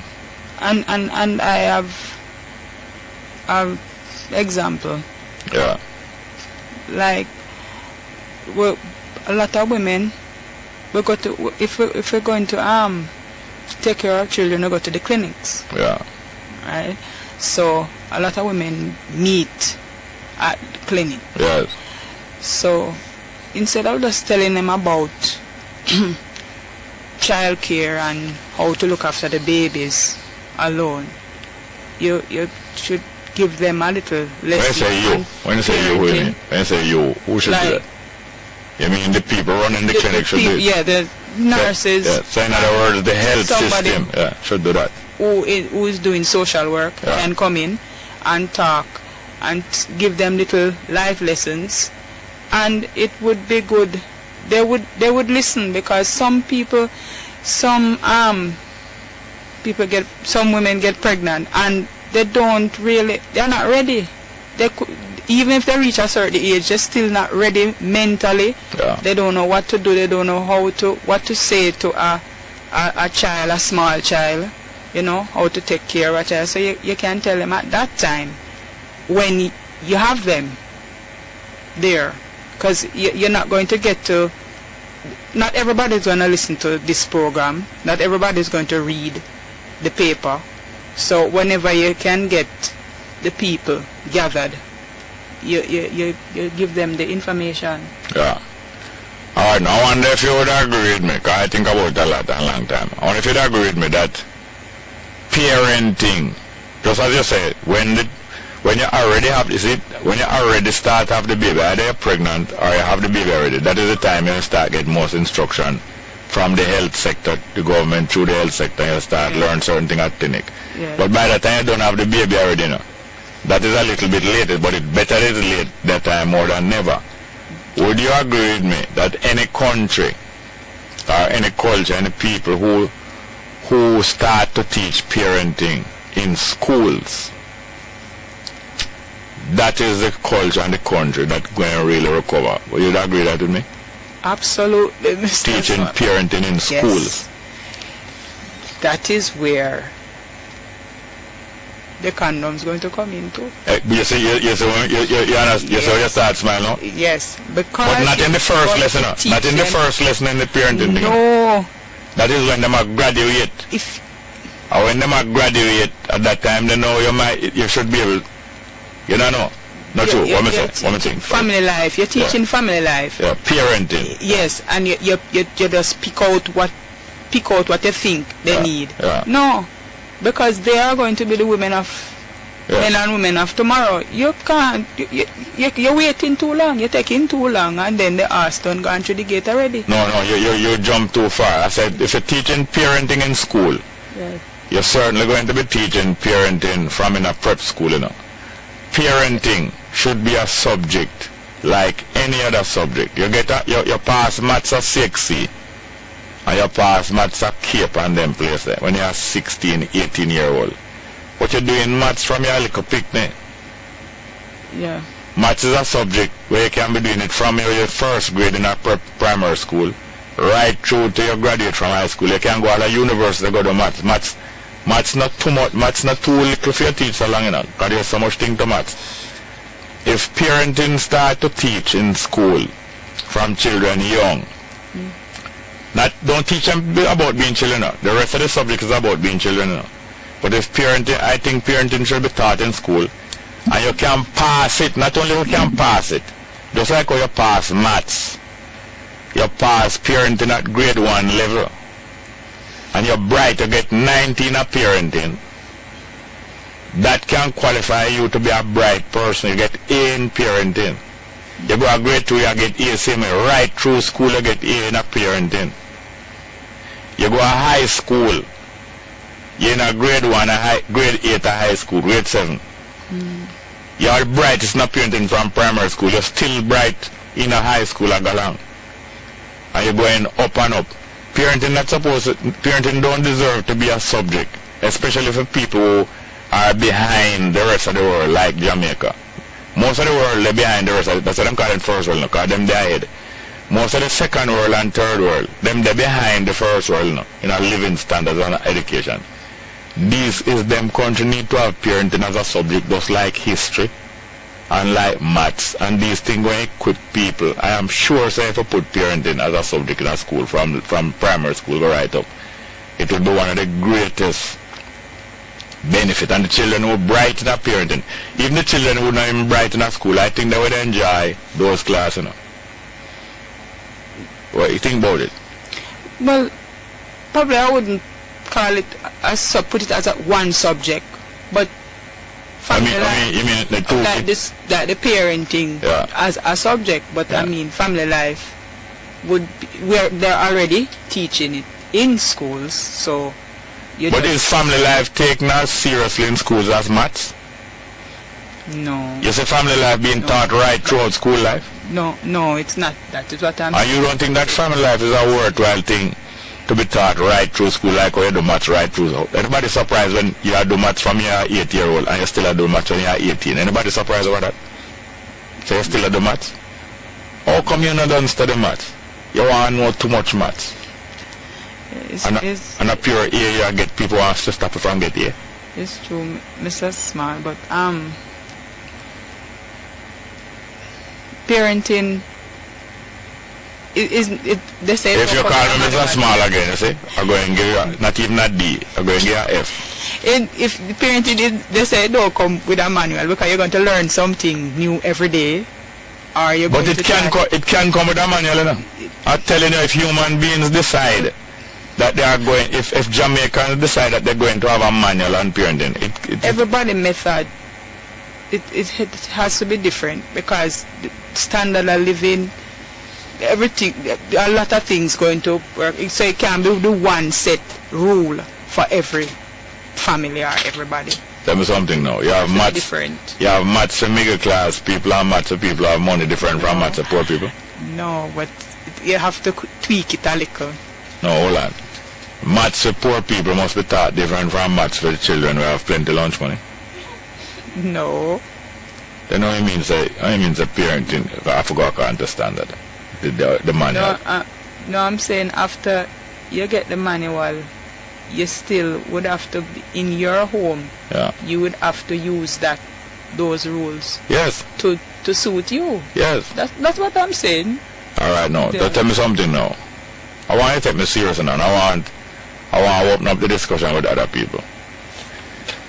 If maths if geography, if chemistry, and all of those other topics can equip you for life, can help you qualify to get a good job or to get into a university. And with our experience in Jamaica, with the bad treatment of children and the unplanned raising of children and breeding of children, why parenting shouldn't be a subject, and why parenting not going to benefit not only the girls but the boys if you start teaching from primary school. Just you might call it family life. It's not worthwhile. It's not equal to family life, not equal to maths. It will, yes. Very important. Yeah. Very important. Because you can have all the subjects, the academic, yeah, everything. Yeah. But if you don't know how to relate practical. And how to... Alright. If we are teaching family life properly, eventually in the family life course, between grade 1 of primary school, we're right up to grade 5, 6, eventually the topic do have to come up in the family life class, how you're going to feed the children.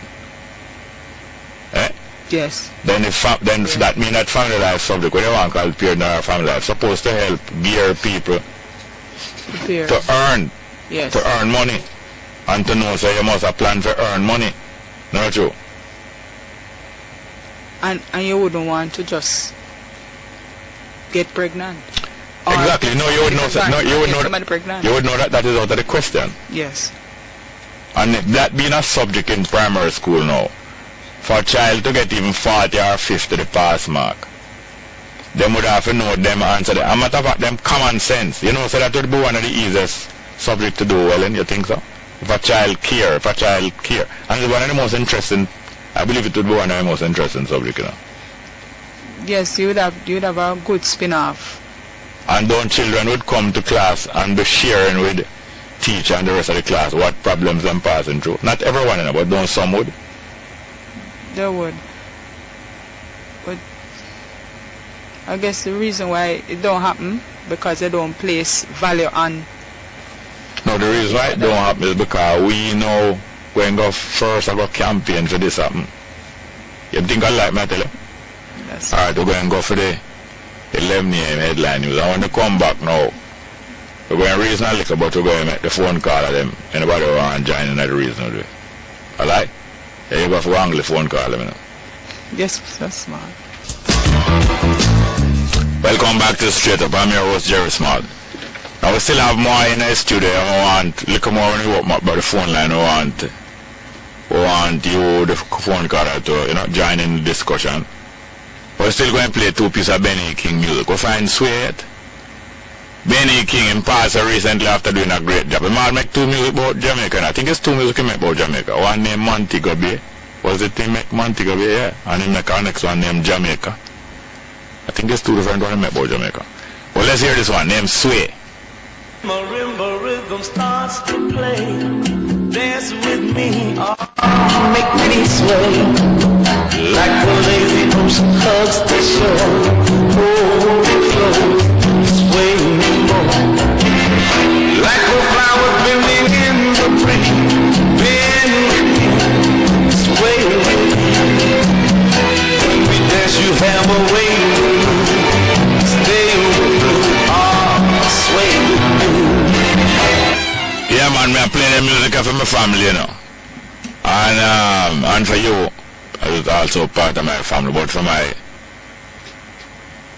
what you call nuclear family. Nuclear mean the inner, the close nuclear, the smallest unit. That mean, yeah, you pick them and them mother, and them we're the nuclear family. But me I play it for my family. The music when me a little youth and the music I play, you have to get a dance, you know. And this music is about the same dance. When the music starts to sway, you have to get a dance and sway, you know. And next one I'm going to play Ecstasy. And then after that, My First Taste of Love. Benny King. Let's have it, please.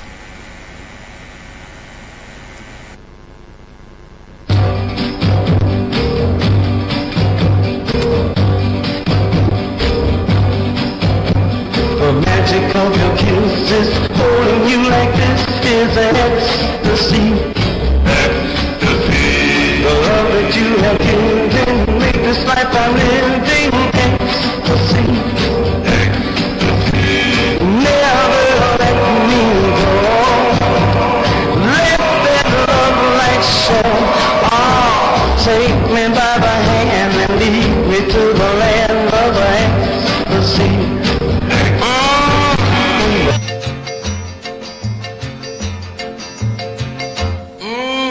the very first time you kissed me, it was so thrilling. What made it so great was I knew that your heart was willing.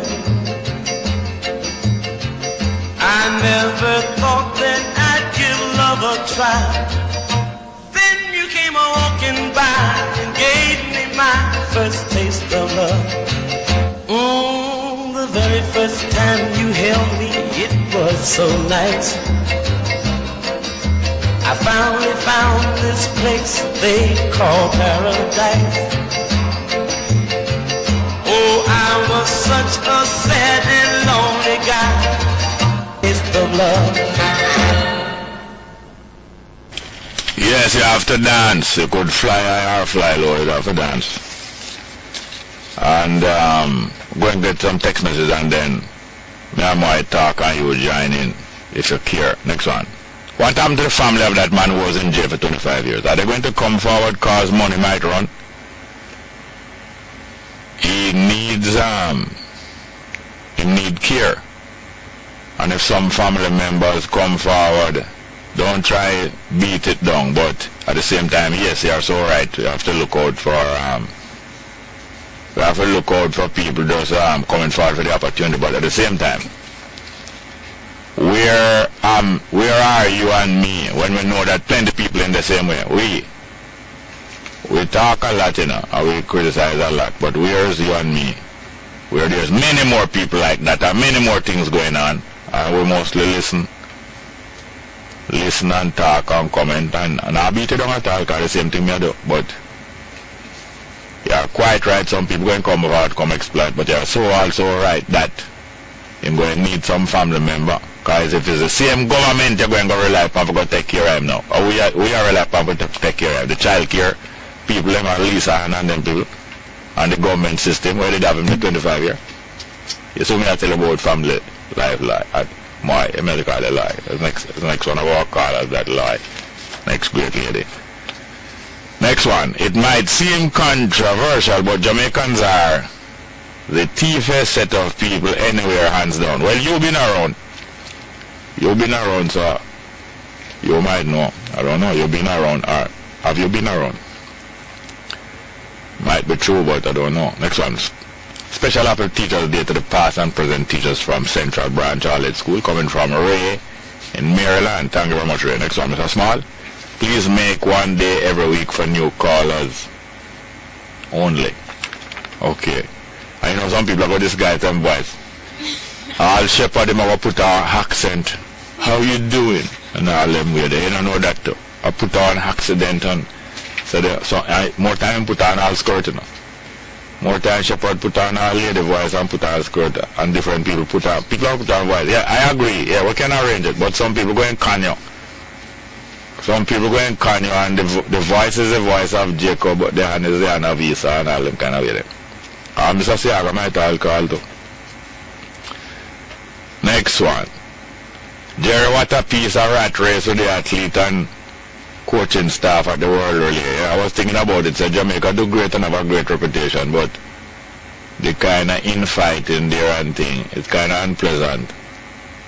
But these things go on in many successful families, you know. Successful in one way, and then afterwards you kind of have some kind of infighting and unpleasantness. But that's the next thing for tackle. If we can overcome that, it will make us even better, you know. I notice that Bolt seemed to me to be a very disciplined person in terms of cuss and them things. Even if you hear him criticize Tyson and them, he don't really mix up none of them things too much, and him and him coach not seem like them. Not criticizing Francis Antoine, because people who are very gifted and very talented usually have some impatience in them too. Well, it's natural. We must have a limit once. Talk up loud, you know, we must have, more, you see? We must have a limit. Once it reach certain stage, you must stop. Yeah. Stop. Yeah. Next one. Jerry, if persons read the Book of Mormon only, they will answer various aspects of life. If persons read the Book of Mormon, they will answer various aspects of life. Well, yes, there's many books We should read widely, yes? This person is recommending the Book of Mormon. Next one. There is it true that the age of consent in Guyana is 13? I don't know. I never heard that. I don't know. Could somebody who know Guyana call me and tell me? So, we have any calls there? We're going to take some phone call. But, Moy, before we go to the phone caller, you know that once we work towards family life, or as I say, parenting or family life, being a subject equal to every subject, not just a subject you're going to take for a couple of years and then dash it to like civics. A subject right through school, I think is necessary right through school days.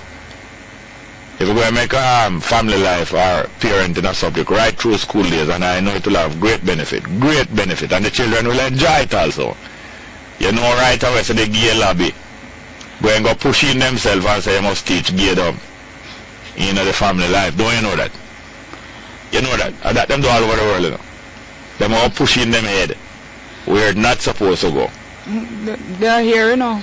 Yes, so what? They are already. You're going to make it overwhelm you. And when we are teaching family life, you're going to make them overwhelm and we. But I can't wait and watch them. I just have to just push through for our people. There must be some country in the world where we not going to be overwhelmed by the money that them donate to change the way of living. What do you think? Yes. Alright, well, let's go to the phone call. Good morning and welcome to Straight Up. Hello? Hello, morning. Good morning, Mama. How are you doing, ma'am? I'm good, thank you. Good morning, Moy. Morning. I'm Miss Clark. How are you doing? I'm doing great. At one point, I knew that in school, in their family life education classes, there was this test where the children were given an egg to take home. Yeah. But the assignment starts from right as you get the egg in school. Yeah. And you were supposed to have the eggs for a number of days. There was the assignment was for both you and your parents. Yeah. Because there were certain things that were supposed to be done with this egg. The egg was marked. Can you talk about it a little louder, ma'am? The egg was marked. Yes. So that you can break it and just take an egg from home. Yeah. The next day. And the assignment had to be done. There were things that you had to write up each time to the end of this assignment, which would prove to both the parent and the child that the egg represented a baby, especially in its young stage. Yeah. And it taught both mother and child that a baby was something that needed 24-hour attention. Yeah. And if you have like a young child with a baby, you as the parent is going to have to be just as involved as the child. And I think it was a good test, and I think it had helped, to sort of dissuade children, youngsters from, getting themselves in problems that early. Yeah. I think it was done up, children from age, I think 13 up was given this assignment. So when they carry home the egg, what they were to do with it again? They were to do a number of things. A number of things were set out for them to do. Yeah. And it was just to show you had to be very careful with the egg, not getting it broken, and answer the questions and keep paying attention to this. Can you remember any of the things that were supposed to be done? No, because somebody over 15 years ago I had seen that sort of thing done. Yeah. But I can't remember briefly that it included parent and child. Yes. And it was just in order to show you those technicalities, especially with a young baby, when you are not prepared.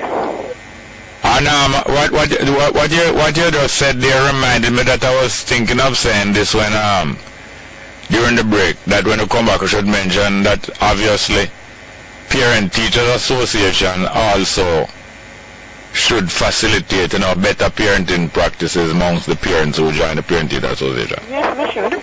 Yeah, man. It should be like a learning process as parents go in. Yeah.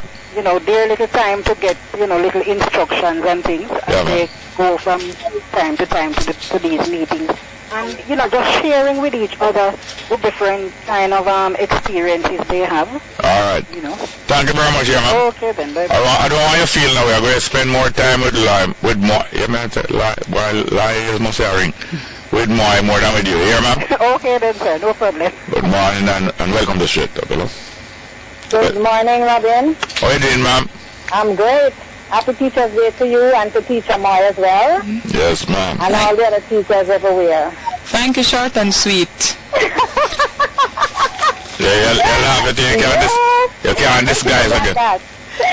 Robin, give the top ratings, man. Yes, you have opened my mind to a lot of things that I know it wasn't there all along, but it just, also wanted a little nudge. Yeah, man, there's so much in all of us. Can I tell you? It just needs some provocation. Can I tell you? Great comparison between, say, math and parenting, I think. Yes, man. And because math is being taught in stages. Yes. Yes, and the same could apply to parenting education. Yeah. Suitable stages for the age range. Yes. Gradually, yes. Yes. And Robin, I would say further that parenting is a lifelong learning thing. Exactly. There's no way that you'll stop learning about, how to go about, being the best parent you can be. Yes. And just as how people used to run joke when we were youth, and even now people run joke, is a serious thing that MR, that's why I tell I must stop calling me Mr. Because both Mr. and MRS, we always say MRS is a degree. Yeah. And it's supposed to be a second degree, not a first degree. Not a first degree. And cause. Yeah. But thank you very much, yeah? Yes. And we never stop learning and sharing like you're doing now, yeah? Well, thank you very much. Thanks again. Have a good one. Walk goodbye. Thank you. All the best. Take care of the kids and yourself and everyone. Yeah, thank you very much. You all. Thank you. Thank you very much. Next one. Good morning. Welcome Straight Up. Hello. Good morning, sir. How are you? Fine, thank you. How are you doing? Good. I'm good, I'm saying no. This subject is most necessary. If your members serve you right, you remember that I bring up this subject long ago. Because I can't understand how one would expect, especially the young ladies growing in the inner city, some of them grow without a family. Yeah. And you expect them to bring up and to guide the little ones up to maturity for them to take their proper place in life. Yeah. So therefore, you must need, I can't see, this is the only subject that nobody seems to, they expect just learn how, just pick up. They can't learn by themselves. Yeah. They need guidance. Yeah. And this, I tell you something, we have to comment, I congratulate your comments, because today is just the, yes, sir. You're teaching a very good subject. Because this will make a difference to a very big lot of people. And I'm saying especially to everybody, not them alone, but especially those that grow without parents' guidance. Yeah. And those in the inner city and so forth. Yeah. Boy, I thought a lot for this one. This is a big one. This is a big one. The picture is very big. So I hope Moy will just spread the gospel right from, you know what I mean? And the other ladies them. And in the school, not only the school, the Parent Teachers Association, as you mentioned, would be a good, channel for them to put it.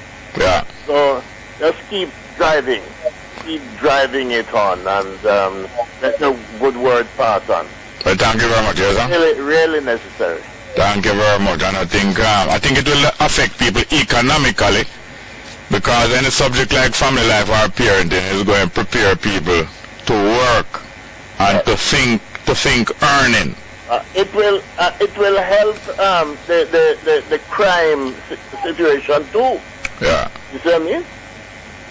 So I believe so. Keep on doing what you're doing. Thank you very much, sir. Next call. Good morning. Welcome to Straight Up. I don't get a chance to respond to him. I'm going to make you handle more of them. Good morning and welcome to Straight Up. Hello. Hello. Yes, sir. Yes, sir. Yeah. Greetings, Brother Jerry. Hot dog. It's not me talking to man. Stop the pretense. Hi, what going on, girl? I'm good. Yo. When you're giving your greeting, what did you say? I say only the best is good, It's a mating call, Okay. It's a mating call. Thank you. Both half say him are the best and them kind of way. It's a mating call. You know, like what the bird and the animal them do. Well, Maya the best. And you know that the female bullfrog them go for the bullfrog with the deepest voice, you know. You didn't know that? All of the croaking right here in the pond and in the riverbed at night time. Yeah, a competition. I forgot to check out a bullfrog there. A competition. Eh? I forgot to check out a bullfrog. But I thought you was taken. Oh, you check out bullfrog? Mind yourself, you know. A bullfrog you want? You look a lady frog, man. You eat a frog leg? No, not yet. But eat the bullfrog leg, don't you? Not yet. Hard toad. Yeah. Go ahead, please. Yes, man. Just before I go, You got the Teachers' Day today. So I'm bigging up the teachers in Jamaica, Miss Marla Reed, Miss Stephanie Foster, and all the teachers from basic, primary, secondary, and the university level of my beautiful country, Jamaica. Big up Camperdown. Yo, oh my God. Miss Ivy Grant. I have to. Mrs. Ivy Grant. I'm big up JC too. And my old lady where used to teach at Camperdown. Yes, that is true. From shy young girl. So true. Yes. Thank you. Parenting. Yes, sir. I like the discussion today. I think it was very valuable, to be honest. I think it's very attractive, and I think it's come at a time that we need to take certain decisions as a country. And we're talking about parenting, and to me, most of us learn parenting long after we leave school. Yeah. Our papa will get all woman in a problem. Buck up, yeah. So therefore, because parenting is a learned behavior, and we were not born parents, I think it would really be a very good thing to really put it as a subject in school, in the sense that this would be developing the child's sense of responsibility. Yeah, but not care. Because when the children learn about parenting, they would see how much care them need and how much them crave. Because most children crave care. Definitely. Even when them getting it, they still crave it, you know. And I just mentioned that part of it too, Then, right here, so I have in bracket, stage of individual. Yes. It means me while I'm parenting now, shouldn't I give my parents the chance to finish in my development, so as I can be ready to deal with the responsibilities that these people are telling them about that comes with parenting? Yes, sir. So therefore, parenting have advantage and it have disadvantage. Yes, sir. Look here now. Yes, I know you have a lot more to share, but I have some other parents there, Edward here. Yes, big up my. Hey. Mr. Small thing for me, do me a beg you. Big enough. What you say? No. What you say? What's that? Just a sign of respect. Yeah, no, but listen to me. Jerry is more respect. Okay, Jerry. All right? Yeah. All right, Butter. Big up the theater. Thank you very much. I no size there, sir. Thank you very much. Good morning and welcome to Straight Up, huh? Good morning, welcome to Straight Up. Go ahead, please. You know, say we are joke, we are one car, we know, so we sell bigger than, and we know that you're not bigger than nobody. We are all equal. Good morning, welcome. Yes, thank you very much, sir. Welcome, sir. Talk up a little, please. Yes, well, I'm speaking slowly, Loud. Alright, I'm a first-time caller. Thank you very much. Right, and I really want to hear you more. Listen here. Hello, hold on. Welcome back to Straight Up. Yes, sir. Welcome, first caller. Up. Now you're at all. Not at all. But just before we went for the break, I heard your voice clear. I don't know. Seriously, Hello? Not hearing you good at all. Alright, I'm going to call back. Alright, we're going to try another phone call. See if you can call back again, please. So sorry about that. Hello? Yes, good morning. Welcome to Straight Up. Hello? Good morning, James Bond. Yes, sir. Welcome. Yes. I'd like to send earth strong greetings to my wife. Yes, you're welcome. Sonia James? Yes. Yeah. 27 years now. Oh, yeah, sir. Yeah, man. 35 years now. How much? 35. That means that before the 27th, what? You have 8 years before that. Oh, what you say? You don't rehearse? Eh? Yes, man. That's great. Yeah, so we have 3 children. Yeah. Andre, Sean, and Deja. Keep the voice up, please. Andre, Sean, and Deja. Yeah. And this coming from James. That's great. She work at Sugar Mill. Oh, yeah? Sugar Mill? Out of Half Moon. Out there? Half Moon Villa. Oh, you out of Mobile? Yes. Okay. I like John Woods song, Best Girl. Yeah. I can't play it today, though. I can't play it today. All right. Thank you very much. Is the first time you call? I'm going to call you already, you know, ask about Jalum. Oh. What happened to Brigadier? I think most of them are foreign now. I allow it. Greatest selector. I allow is mostly here, I believe. Big up Judah March. Yes, sir. Thank you very much for that, dear. Just big up one more time for me. Yeah, I was just going to ask you again. What's your name again? Sonia James. Sonia James, yeah. Yes. All the best, dear, sir. Respect. Thank you very much. Next one. Good morning and welcome to Straight Up, hello? That's right. Yes, sir. How you doing, boss? Fine, thank you. For a long time in the south. Yeah. But I laugh favor every time you talk, man. Yeah, so which part of Jamaica are you there again? The whole Harbor, man. Oh, yes. Whole Harbor, man. Yeah, man. Oh, yes. Yeah, man. Where I got from Whole Harbor. Oh, yes, okay. Yeah, man. So, my little son, my grandson. Yeah. We're having a birthday. Yeah. On Sunday. But what happened now, me know you know Sunday. Yeah, not on the air. Right. Yeah, but they're going to big him up for early, so it's like a happy birthday in advance. Okay, yes. So we want to big up Rashad Reynolds, the grandson. Yes. Yeah, man, who turned 4 years of age. All right. Yeah, man, I just want to wish him all the best. All right. That's life has to offer, man. True. I just want to big up some folks down by PC Bank. There are some lovely people at them bank there, sir. PC Bank. Yeah, man, one in Willaba. That is Miss Steele and the staff, Sister Janet, and the rest of staff. We just want to big them up, you know? Yeah. I love and respect Mr. Small. You're doing a wonderful job, sir. We want to. Sir. Yeah, man. All the best, man. You're always in my day, man. So blessings and honor. Thank you very much, yes, sir. And just be shout out to Rashad family. Right, Rashan. Yeah, Rashad Reynolds. Yes, sir. Grandson, Rashan Reynolds. Yeah, Rashad. Yeah, Reynolds. Okay, thank you very much. Yes, sir. Rashad Reynolds' birthday from his grandfather. Yeah, man. Bless up.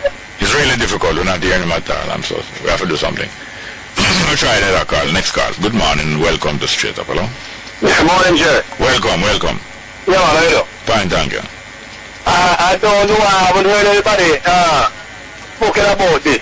Yeah. I don't know if you heard anything about Benjamin Castle showing his hat in the ring for presidency.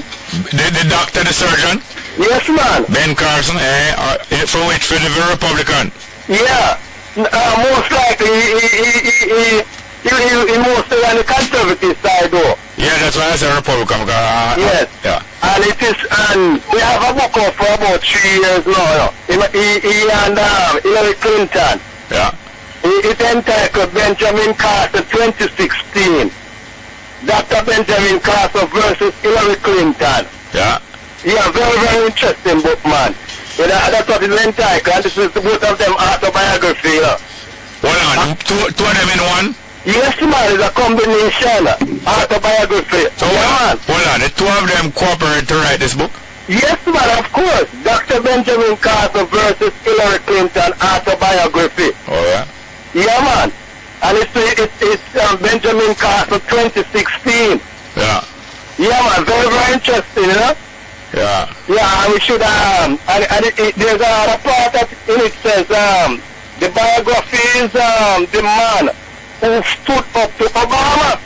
Oh. At the ending of the book. Yes. You know, so, and I haven't heard anybody say anything about, as the only black candidate threw his hat into the ring. Yeah. Yeah? So big up to him most of all, you know?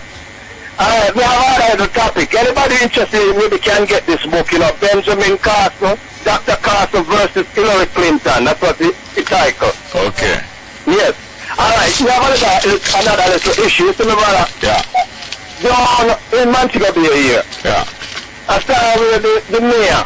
3 cleaning up the street with these people, you know, that doesn't have any food and rat permit and stuff like that. Yeah. You know, and what from my own personal experience, he needs to go into some of the supermarket them to where they're not putting the foods them on in the pallet or the bags of rice or anything like that. Cockroach running up and down and all over the rice and over the juices them that they have. Where is this? In Montego Bay. Especially down in the market circle area. Yeah. And he should send in some of these inspectors, let them check these Chinese outlets. We're not throwing any fraud, but the fact is, you know, if they are going to go on the street and remove some of these vendors that does not have the appropriate, you know, licenses and sanitation method, they should start also in the supermarkets, them too. Yes, sir. You know, without any form of exclusion. Yes. You know, I know money is supposed to be able to buy them out there because it's people's health. All right. Yes, man. Yes, me. I said, take it easy, my brother. Thank you very much. Yes, sir. All right, respect. Before I go to the next call, I want to thank Mr. Franklin McKnight. Him sent a few copies of the North Coast Times here for us. Thank you very much to Mr. Franklin McKnight. And you have and he's down there where this he's in Mount Ocherias where. And on the North Coast, where this murder of the policeman by the other one and the suicide of the one who did the murder. That's where he is, and he has a 30th birthday nightmare lead story on the North Coast Times. And therefore, being down there and probably give a better coverage of it and understanding. Many death of 2 cops raises question another one. And many other very interesting articles in there. North Coast Time Education Week. What else again? Brownstown family lot of scamming.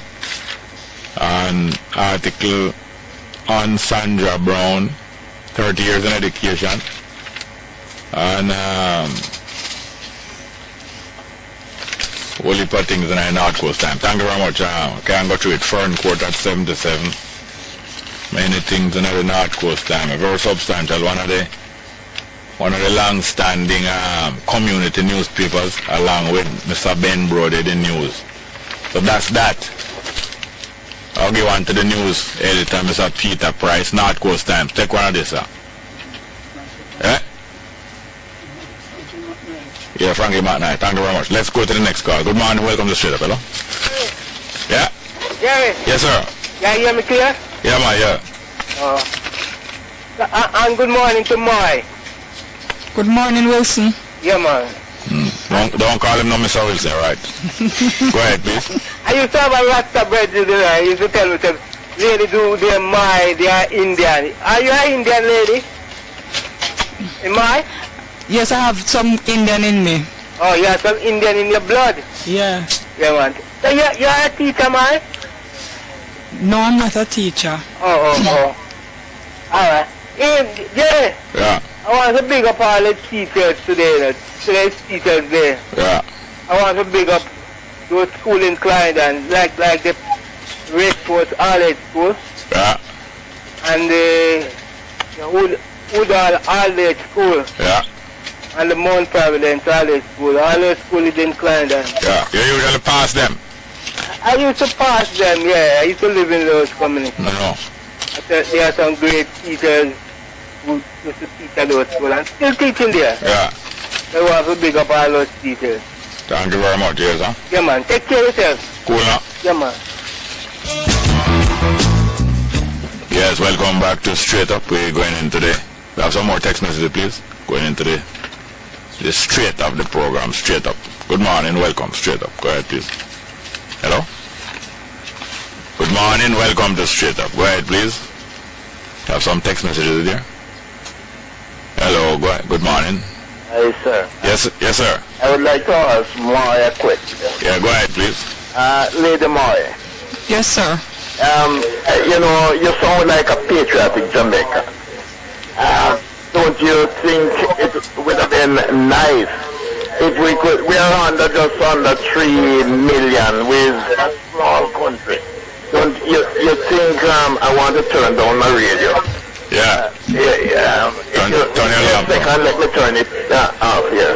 Yes, turn your lamp down low. Yes. It's yeah, man, it's okay. Disturbing. Yes. I was asking Moy. Yes. Having been such a small country and we under 3 million, you think it would be nice if they could rein in the boys as well and make the whole country, the youth, more rounded. While you're training the girls, you're training the boys to tidy and to lay a table and teach them to get together and live like a family. And it would make Jamaica a different place, you know. All right, give her a chance to respond, sir. Yeah. Yes, I agree that you should.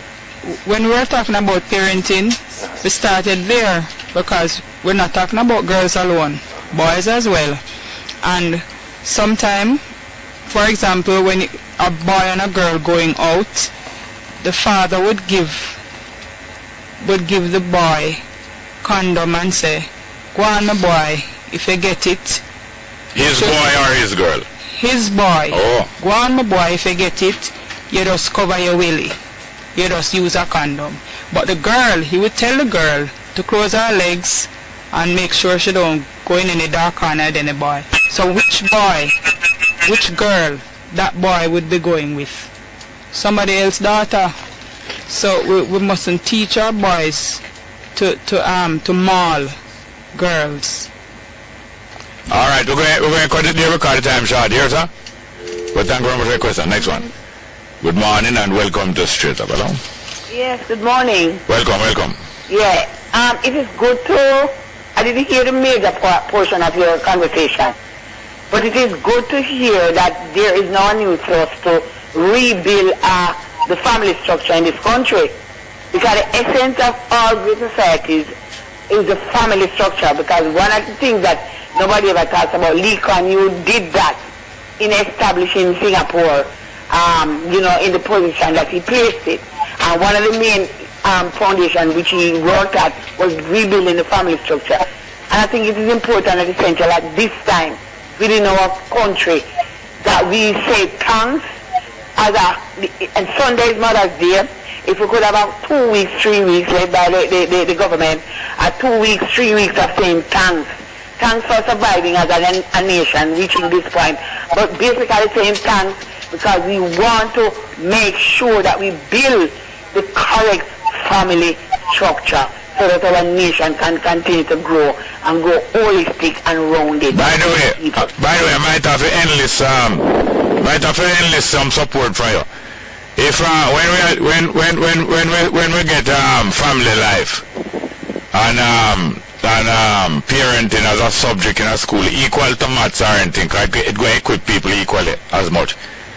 And if them try to bring in this international movement, say we must go teach people in the school, say same sex couple or family same way, and nothing wrong with that, and them we could try to include.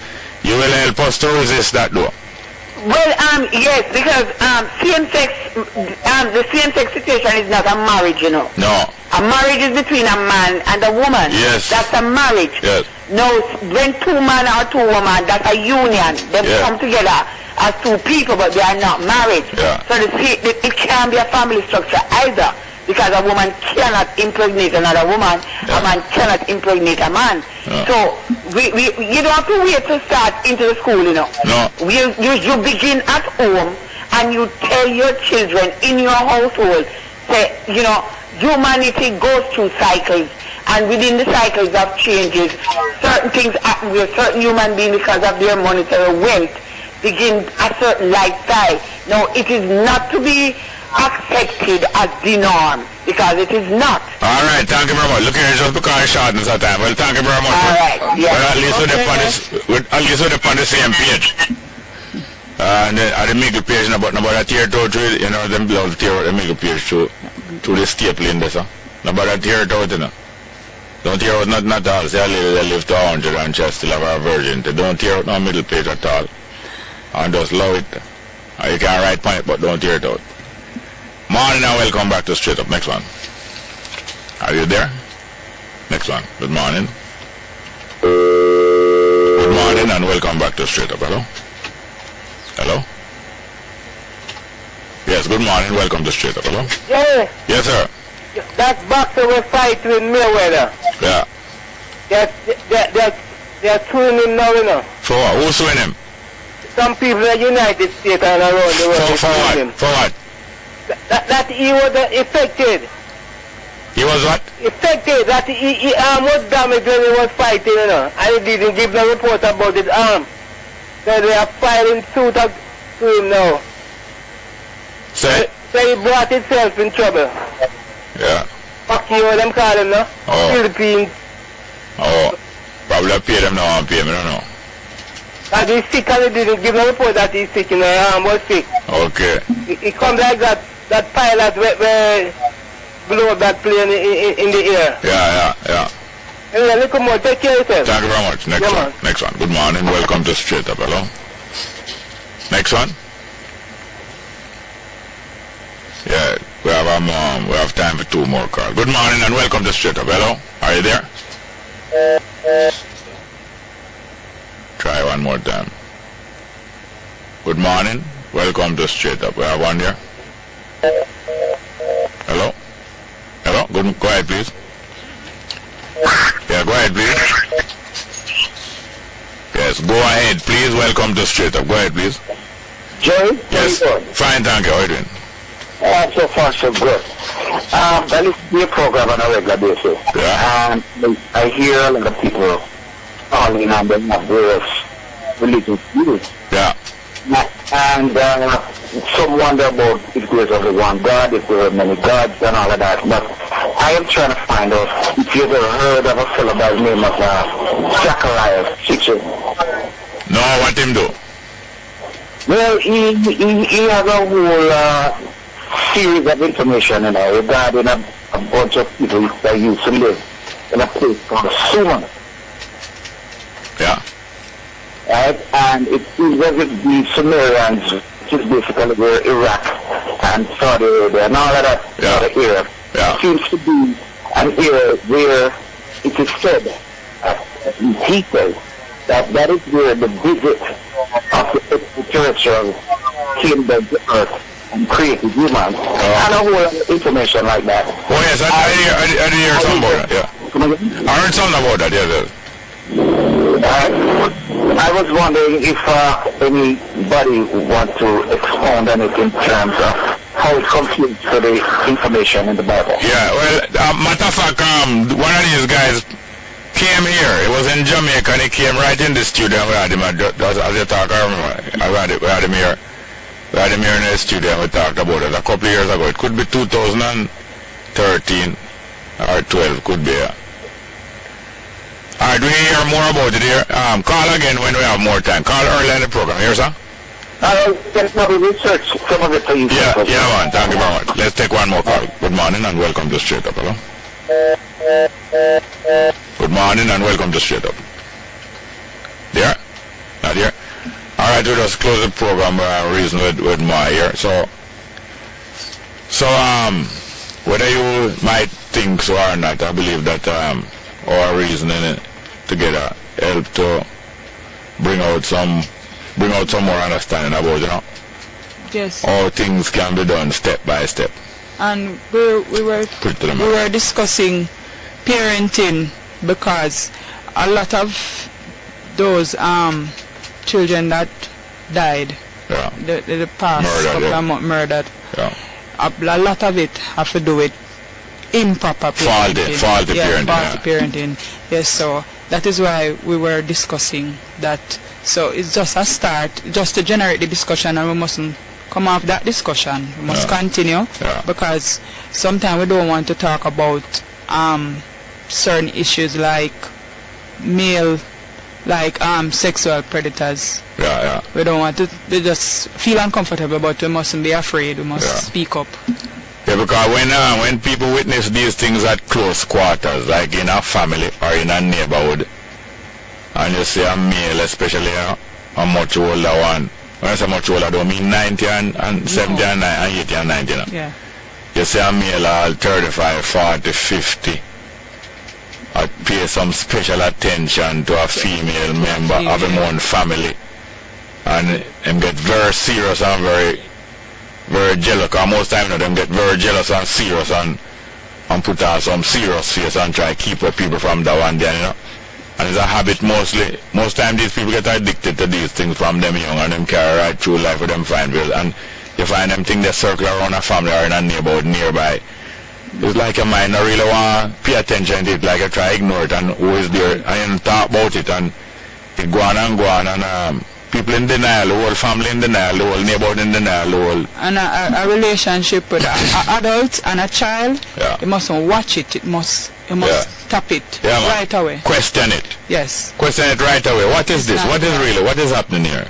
What is really happening? Adult and an adult are friends, but an adult and a child... Why are you insisting on, why you want to pick up this child at school? Why you want to this? Why you want to mentor? You know, so much. And you're so serious, and you know, a good relationship with her. You're serious. But anyway, I want to thank you more. I want to thank my producer also, Tanya Richards, our production assistant, Tiffany Williams, and broadcast technician, Yain Stewart. Thank you very much. Thank you for giving me the opportunity. Welcome, straight up. Thank you very much, Good afternoon. It is Wednesday, May 6th, with the midday news here on Newstalk 93 FM. I'm Andre Bernard. Coming up in this newscast, National Security Minister says more effort needs to be put into supporting proper parenting to stem youth violence.